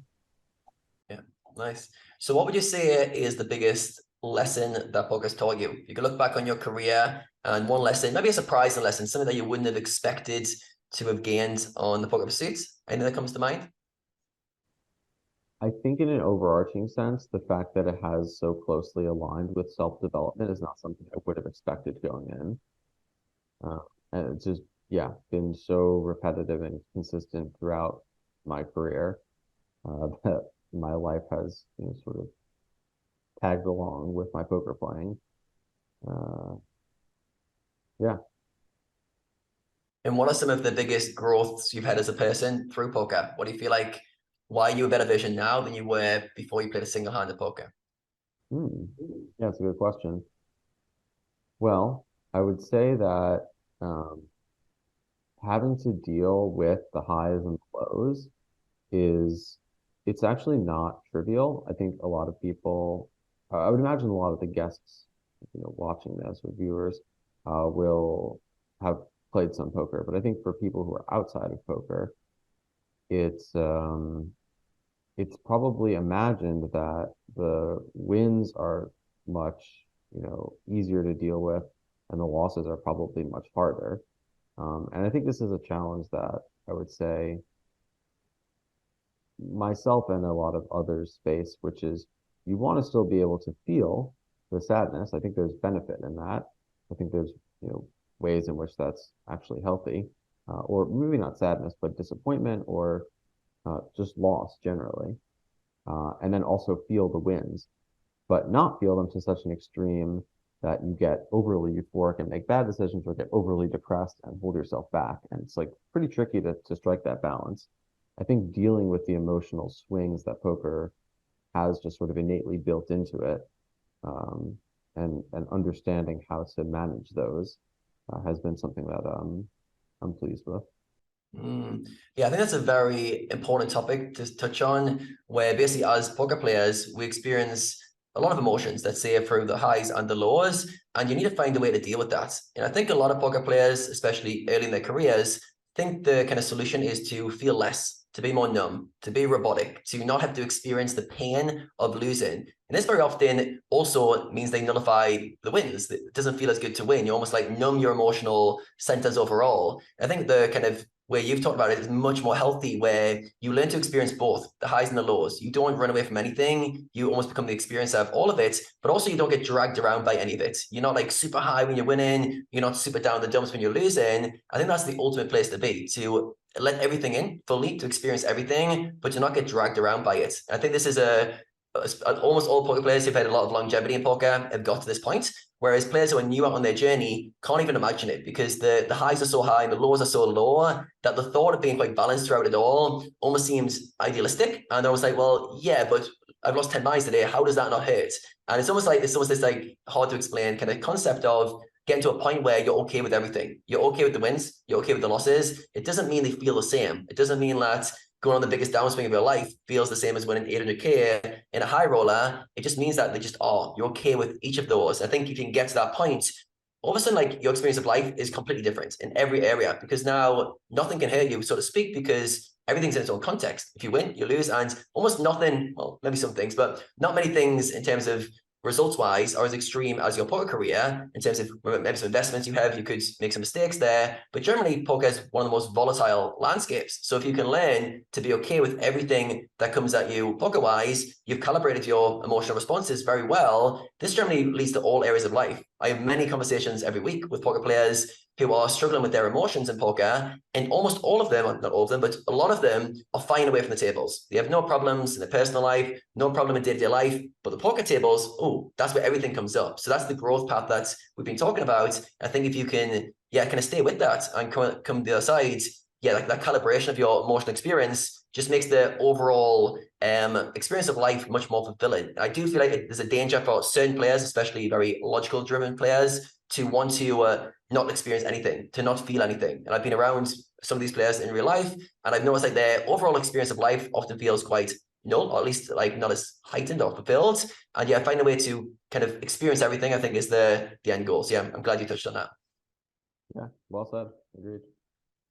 All right, final question from me. What do you think has been the greatest contributor to your overall success? So we talked about loving the game, being humble, having a lot of discipline. They've been factors that have definitely impacted it. Is there any other factor that has contributed to your poker success? I would have to, give a lot of credit to whether it's my wife or my family or just the friends I've made along the way. Just having good people around you, supportive people, loving people. There's really no greater gift than that, whether inside poker or out of it. And it's just a huge contributing factor to, as we're talking about when things aren't going well, being able to, just not focus on the game and focus on all the other great things you have in your life. I think that's kind of a slam dunk answer for this question. So what would you say to an aspiring poker player who's in their early 20s and they haven't really got a network around them or a big friend group? Let's say they're starting to go deeper into poker and they're starting to find themselves a little bit isolated from their current peer group. And they hear you say that it's really important to have a right network around them, but at the same time, they feel like they're on a very solo pursuit, almost like a lonely pursuit of an online grinder. They kind of realize that it would be nice to have a network around them, but it doesn't seem to quite fit with their pursuit of winning and achieving a poker. Is there any advice you would give to that kind of avatar? Because I know there'll be those type of players listening who to maybe guide them at that decision point in terms of what do you do if you want to achieve at all costs at the moment and you haven't at the time, or you're still working on developing a network or people around you who are going to be meaningful relationships? Yeah, it's a great question. I think in some ways that's part of like the proverbial hero's journey. I certainly went through that to some degree. I suppose I did mostly have friends around for almost the whole portion of my progression in poker, but leaving family and moving to new places. I think that there's also some amount of power in those experiences of solitary poker playing, but definitely it's not going to last. So yeah, I mean, finding people that maybe are playing the same games as you, or I think, if you're fortunate enough to find mentors, that's huge. It's obviously not that easy for a variety of reasons. Largely, people are charging for coaching. Maybe getting a coach and sort of meeting people through them, or just meeting people through social activities that are also playing poker, and maybe joining group studies, sessions. I know there's a lot of forums across different communities. I think that there's ways to meet people, and it's just a matter of how much it matters to you, whether or not you're likely to succeed. It's interesting how many players in situations like yourself, playing high stakes, have good networks around them. And it's almost like it's one of those things where like aspiring players, I think sometimes can almost like forget or not understand how important it is to invest in relationships. And I think especially your era was the kind of most probably one like out there in terms of sharing on 2+2, writing on forums, meeting up a lot more kind of frequently. And you guys almost like your personality traits attracted like-minded people to themselves. I do feel like there's, no matter what your situation is, investing heavily, or at least investing some of your kind of resources into relationships has got to be like the plus EV life play. Like regardless of where you're trying to go, you've got to find a way to invest your time and energy into nurturing relationships. I think that can be a challenge for players who haven't already done that. If you're already a social person and you understand like having a good network is important, it becomes natural. Because often when I have this conversation with players, it's one of two camps. It's either it just naturally flows for them, they've always had good friends, or it's like, oh, it's quite challenging. I have to almost like go out of my way to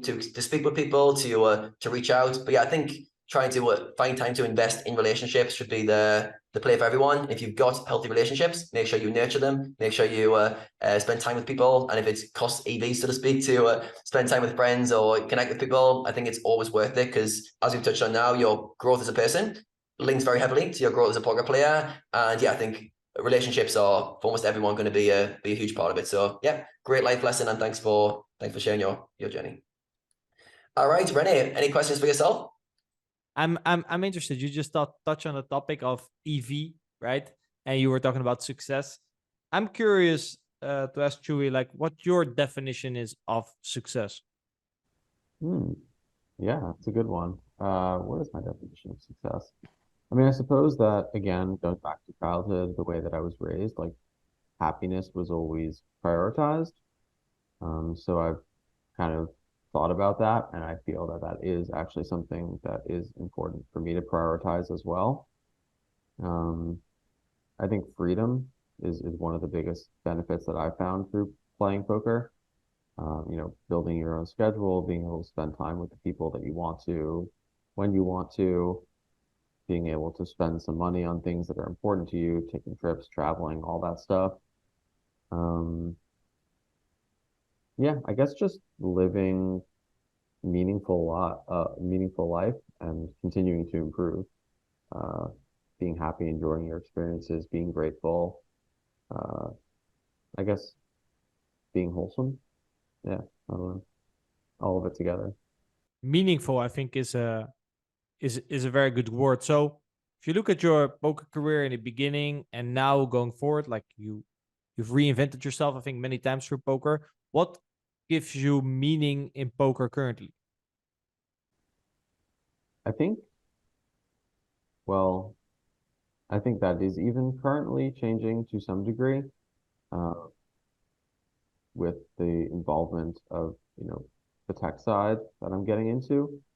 But beyond that, I think just playing and meeting people, playing and testing myself, continuing to face the challenges that the game presents and seeing how they've changed over time. Uh, that is meaningful for me, and seeing that, I still have a lot of room to grow in certain areas. Uh, I very much enjoy that. Yeah, and when you say areas to grow, as we touched on, right? It's not only poker. Technically, it's so intertwined, right? Between the two, live and poker, you cannot really distinguish between the two. I've had similar experience. I've done only coaching for quite a period of time, and I really missed being a performer, like a poker player, and like the challenges that it gives.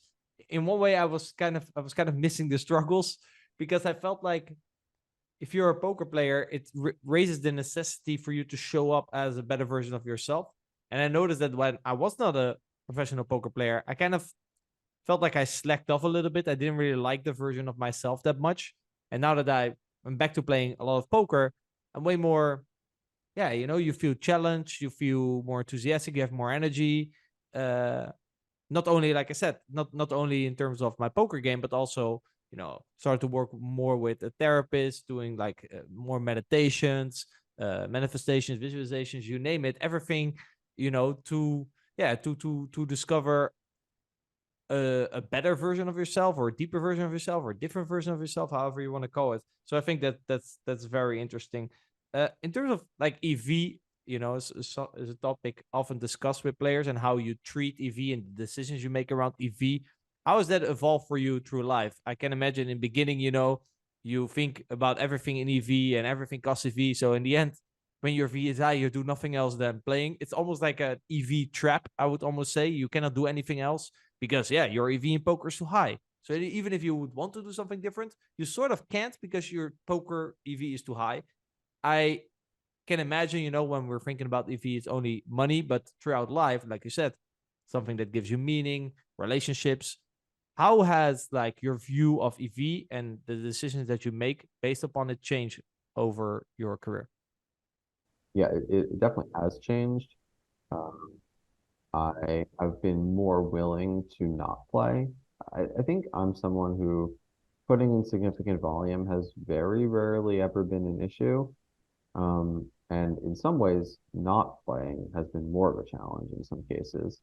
And some days you can just kind of tell, like this is, probably not a good day to play. And forcing it in those moments has led to, just sort of unnecessary loss. So I think those are the cases where if you look at it from a, purely EV perspective, it's just like, okay, I'm putting in hands, I have an hourly, I'm earning here. But sometimes you can just kind of feel like today's not the day. I need to just, stay home, read a book, go out with a friend, you know, go on a jog, lift some weights, do whatever it is. And being receptive to that and I guess trusting that intuition has been something that I've done a better job of trusting uh, over the more, the past few years. But yeah, still a challenge.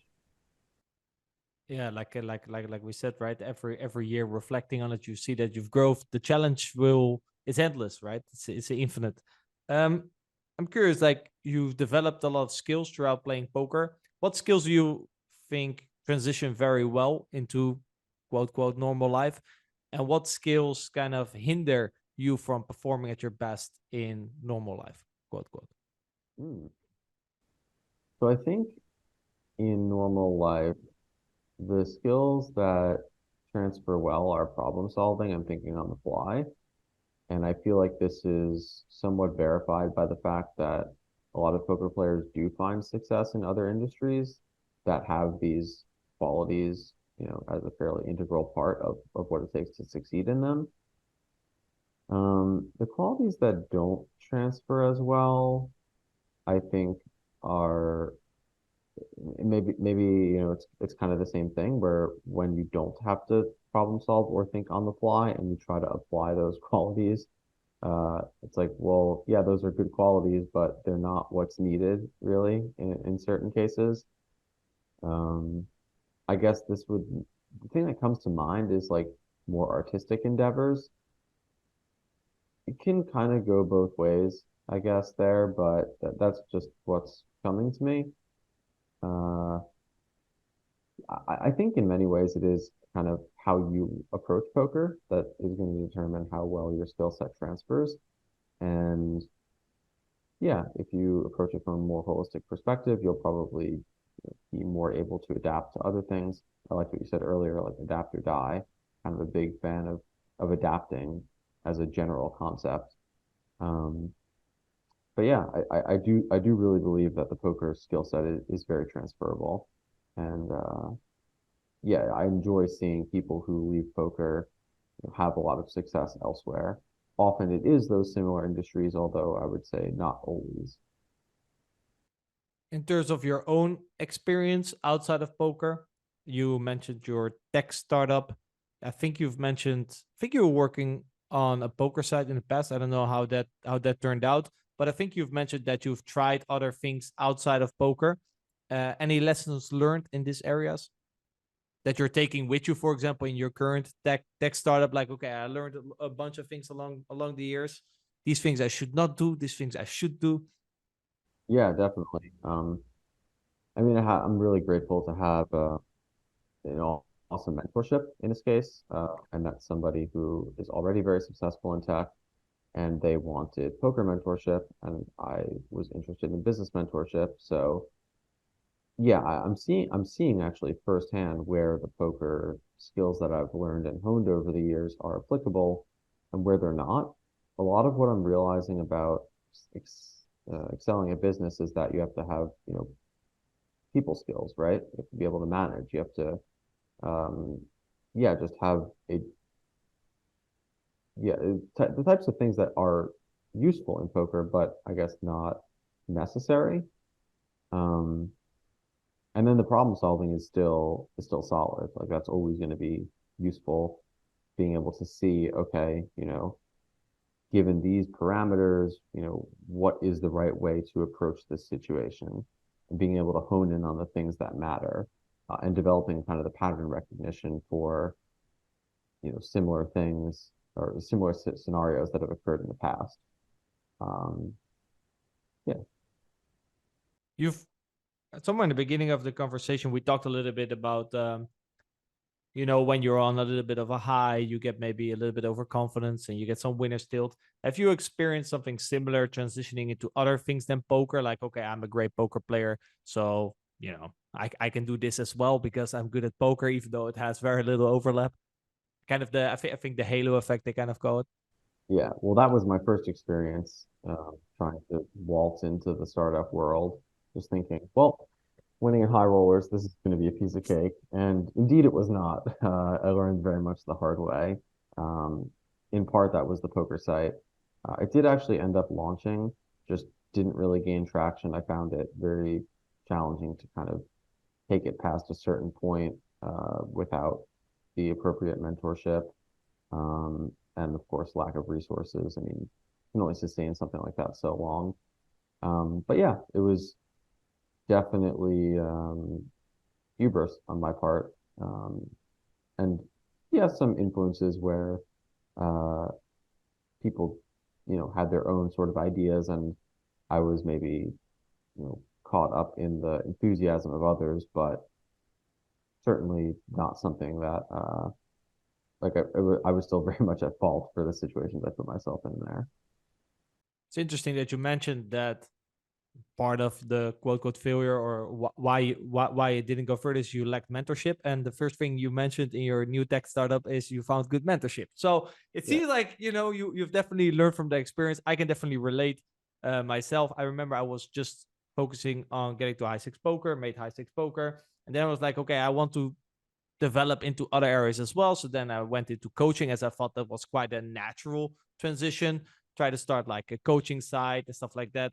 But yeah, turns out that if you're a high stakes poker player, doesn't necessarily mean, you can also run a business, or that you actually would want to run a business. Because I do think, like, I always have the belief, right? We talked a lot about beliefs, that I can make things work as long, there's always a way. I will find a way. But then at some point also I had a call with a friend of mine. It was like, yeah, but to, like, I understand this belief and it has helped you a lot, but to what cause at some point? Like, is like, what do you have to prove that you can make this work? Like, you look maybe not in the happiest state right now, right? You have a lot of things going on. There's a lot of headaches, problems with business partners, stuff like that. And it's like, yeah, for what in the end, right? And that was actually an interesting, and that's actually when we sort of reinvented the coaching company to how we do it now. But because I realized that belief, yes, it's true. I do think, I can make anything happen. Not everything, right? Anything, not everything. There's a very big difference there. But yeah, to what cause? And then when you succeed, is that considered a win? That I think is also a very important question. Like, what is the win here? So let's say you do make it. Does that then feel like a win? Is that considered a win? I think it's a good question to reflect on. Like, I think it was Tony Robbins. I cannot really think of the quote that he mentioned, but it was sort of like, if you arrive at where you want to arrive, is that then considered a win? Because if not, you're kind of doomed to fail. Yeah, I love that. It's a great anecdote. I do think sometimes I don't know if this is like ubiquitous amongst poker players or if other people do it, but I think poker players are a pretty eclectic bunch. So maybe it is just more commonly found in our community. But yeah, putting ourselves through these challenges where it's like, okay, we can do it, but are we really gaining anything? We make it across the other side of the river and it's like, wow, that was really hard, and I'm not going to do that again. And then life just kind of goes back to normal. I don't know. It's goofy. It's a goofy thing. It is very goofy indeed. I think it's also interesting, like, when I think, like, nowadays, what I learned is that I don't say yes that easily anymore. Or when I say, like, oh, that sounds like fun, I kind of know, like, oh, wait, I now know kind of what comes with this idea, like, in a practical sense, and how long it's going to take, the energy it's going to cost. So that's maybe way more conscious of, what you say yes to. So you have to think through it a little bit more. But on the other side, it's also, yeah, if I'm going to think through everything a lot, then I don't start. So I have to kind of find, like, the balance. So on one side, I think there's a benefit of just throwing yourself in the deep, and then try to not drown, and kind of learning that way. And the other, compared to, like, the other side of, like, inspecting the pool from every corner before you dive in, right? Yeah, we kind of have to find a balance in the middle. I also think with age, like, if you're still young in your 20s, by all means, just jump in and try to not to drown. But when you become a little bit older, and also other things in life take your time and your energy, it's probably better to be a bit more, how do you say that, Cal- calculated with your decisions. Yeah. Yeah, I agree. I do think a lot of that comes with age, experience, wisdom to some degree. Um, yeah, the way I would describe it is just being more intentional. You just Yeah, have more exactly. responsibilities often as you get older. At least that's how it's worked out for me. So yeah, time is more meaningful. Like I remember in my early 20s, like I would wake up, I would go outside, I would just like lay in the pool, and it would be like, okay, well, I could play poker today, or I could just continue laying here. Maybe I'll go get some food. It's just like you don't really have anything on your schedule. I would routinely get people calling me upset that I hadn't checked my email in 3 weeks and my mailbox was overflowing. I mean, I just did not have like adult skills at all. So I guess, with that in mind, my early business experiences didn't come that naturally to me. But fortunately, I've fixed those easy to fix basic, adult task abilities. But I But mean, yeah. yeah, it was just like video games for you in the beginning, poker for you in the beginning. It's with everything in the beginning, right? We kind of have to expect that we sort of suck in it, and yeah, we kind of have to feel forward, right? And try to learn from our mistakes. I remember, in the beginning of my career, I went broke a couple times, and you had an optimistic father. I had an optimistic father as well. He always told me, son, many of the successful businessmen, they went bankrupt multiple times before they finally found, the business that actually help them flourish. So even though I went broke a couple times in the beginning, he always kept those motivational words, and in the end, luckily, it did all work out. Uh, Wrapping this up, what would you like the audience to take away from the conversation we had today? Hmm. Um, I guess just whatever it is that we spoke about that kind of resonates with them. I think different parts will resonate with different people. I think the self-growth through poker is a big thing that just opening your mind to that conceptually can really help in terms of making playing more sustainable and more meaningful and more productive. Um, yeah, I guess that's probably a nice central point to reiterate. All right. Any other final words you would like to share before wrapping it up? Yeah, I'll mention one last thing. And we sort of talked about this or danced around it, but didn't explicitly get to it. Um, I think there's two ways to be motivated in poker or in life, let's say. And one is to kind of be motivated by, anger and maybe grit to some degree.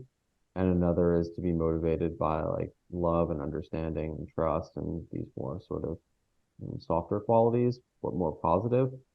And I see where it's useful to be motivated by anger, and I at times have used that. Although I feel very strongly that it's not as sustainable.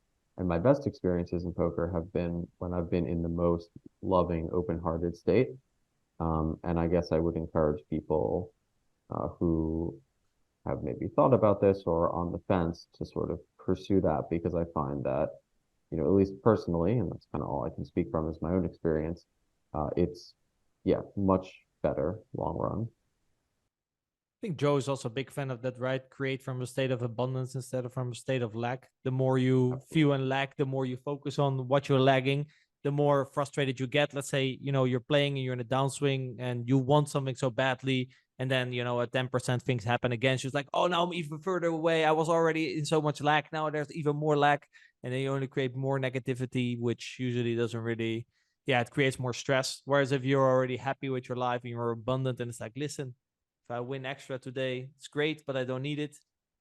Kind of, chances are greater. I don't know if this is scientifically proven, but chances are greater that you will actually do well.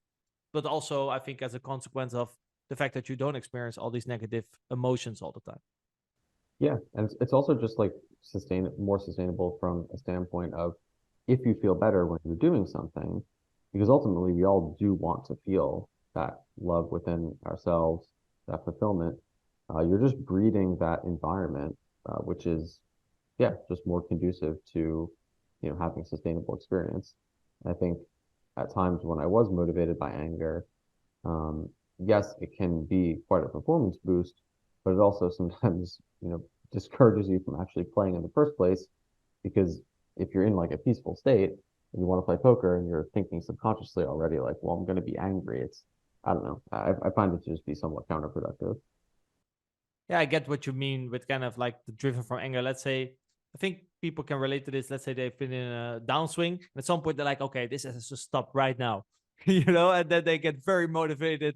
They pick up everything. They try to take full control, and then it can turn around. But I agree, being in that state, like, oh, this thing has to be turned. Yeah, you cannot live in that state for a prolonged period of time. I do think anger is better than depression though, in terms of like how productive they are. Neither may be as beneficial as love, but anger can kind of get you going if you're in a rush. Yeah, exactly. It moves you forward. So you're angry at the downswing, like fuck it, I'm gonna take controls. That's where you're like more of a victim. It's like, oh, this downswing never ends. I suck, and you get into a depression. You end up laying on the couch and not Yeah, it's getting out of it. yes, very often associated with lethargy, just stagnation. All right. Well, I think there was a lot of wisdom that we've covered today. So I want to thank you very much, Andrew, for sharing that on our podcast. I want to thank Yeah, Adam thanks as so much well. for having me. It's a pleasure. The pleasure's been all ours. Thank you again, Mr. Chewy, for spreading all this wisdom with us. A lot of good wisdom in this podcast. Adam, what are your main takeaways? Where to start? I think the main kind of theme running through this conversation for me was reinventing yourself and using poker as a path for growth and self-discovery. And what I like about Andrew's story is how long his career has been and how many evolutions he's had to make. And I think it was really nice to hear how every sort of chapter of his life led to almost growing and becoming a better version of himself. It was from those early days of hitting rock bottom, going broke, and learning about bankroll management. It was then going on some self-discovery and going into meditation and yoga and going inwards rather than outwards to kind of rebalance himself. Then there was the more later ones where introduce solvers and how to think more about poker on a more fundamental level. And yeah, I think for himself, he kind of talked about how poker and growth are kind of linked very strongly for him. And the paths are almost the same at this stage. When I asked him what the kind of key to his longevity was, it was one, he loves it. Two, he likes he's humble. But three, he's like self-growth in poker, and he enjoys that pursuit that it leads to. Next thing that was really apparent to me was his use of intuition, how he trusts himself and he finds a way to be in tune with his intuition, and he's spent a lot of time by the sounds of it fine-tuning that skill set. So it's not something where it's like, oh, I'm going to use my intuition in this spot. It's almost like, what is my intuition telling me in certain scenarios, and how do I fine-tune that over long periods of time so when it matters most, I can trust myself to use my intuition. And one of his biggest pain points was in a tournament when he didn't use his intuition. So early in his career, he learned the hard way that if I go against my intuition, this is going to lead me to potentially make a mistake that I'm going to regret later. So I think fine-tuning intuition has been a really, really big one. And yeah, I really like the whole talk about his spiritual journey and basically trying to find meaning beyond himself, so to speak. We could have went very, very deep with that. I think we hopefully covered it in a way that is applicable to poker players and trying to see your overall life as a kind of journey, and everything links together. I think the main kind of usable takeaway from that is that everything's kind of connected in a way, and we can't separate our pursuit as a poker player with our pursuit in life, and we're all just basically experiencing the moment of life. And this brought us around to this nice realization, which he lives his life by. I think he called it a belief, actually, that every moment is complete in itself, which I really love. And I think this is, if you could apply that kind of concept to do things for the sake of doing them, whether it's a habit, whether it's a pursuit, the act of doing something becomes its own journey, not to get somewhere, not to achieve something.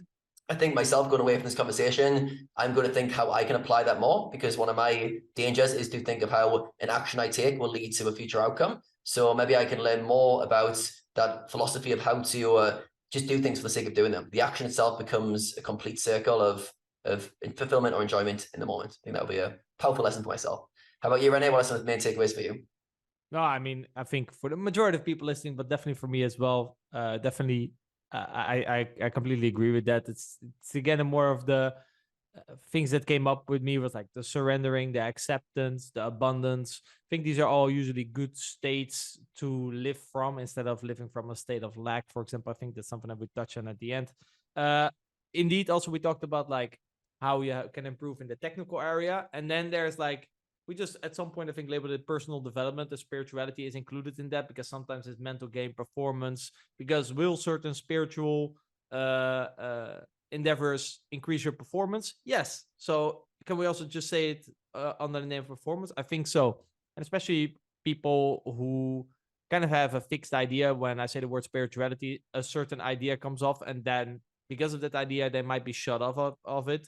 But I hope this conversation definitely opened them up that, maybe spirituality can actually help them. And I think he named it as a sign where if you constantly experience certain thoughts or emotions that are negative, or you experience things that shouldn't really be experienced in a certain moment, these were signs that maybe you should do some exploring on a spiritual level.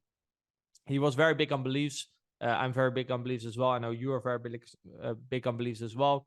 And especially the fact that you will have to reinvent certain beliefs and reflect on certain beliefs, because certain beliefs might help you until a certain point or to achieve certain things. But then I think it was in the example that I gave, at some point, the same belief that has helped you achieve something could actually stop you from achieving something else. And in the end, his definition of success was, I think, meaning, right? So how can we achieve more meaning in our life? That in the end, I think was kind of the end goal. We also talked obviously about some poker technical stuff. We talked a lot about solvers and the limitations of the fact that it's a static model, right? That was kind of the edge that humans have, while we can take in new information and make the best decision. In order to do that, we have to think about what does our opponent actually have. And it's something that if you're very much into the GTO way of thinking, you're thinking more of I'm supposed to do this or supposed to do that. And you kind of forget that your actions are based on your opponent's range. And sometimes I also sometimes catch myself doing that. I'm not thinking about my opponent's range or tendencies enough, whereas that's, I think, should actually be the first thing to take in consideration. Then if the range and the tendencies of your opponents are very much aligned with the input that you give to a static model, like a biosolver, then obviously the outcome, we should just follow the outcome. But many times that's actually not really the case. So good reminder, think about what your opponent actually has. Okay, we're going back to poker 101, but sometimes we make things a bit more complicated. And then he also talked about like the future EV, that you might follow equilibrium play that's break even slightly winning, and you're like, yeah, it's a good play, but then you stand up and you walk to the cashier and you see the rest of the tables and how many recreationals were still left in the field. You're like, maybe I should have taken that in consideration when making this light stack off. So I thought the importance of future EV, very, very important point as well. Now, we are very curious as well what your main takeaways are. So if you like this video and leave your main takeaways in the comments below, you actually get the chance to win a free 1-month subscription to GTO Wizard. GTO Wizard, our sponsor, they will pick out one comment in between the comment section who left their main takeaways, and one of them will win a free 1-month subscription to GTO Wizard. Okay, so go down below, share us what your main takeaways are. And without that, I want to thank everyone for tuning in. I want to thank Adam for co-hosting this podcast with me. I want to thank Mr. Chewy again for spreading all his wisdom. And I would like to see you guys in the next episode.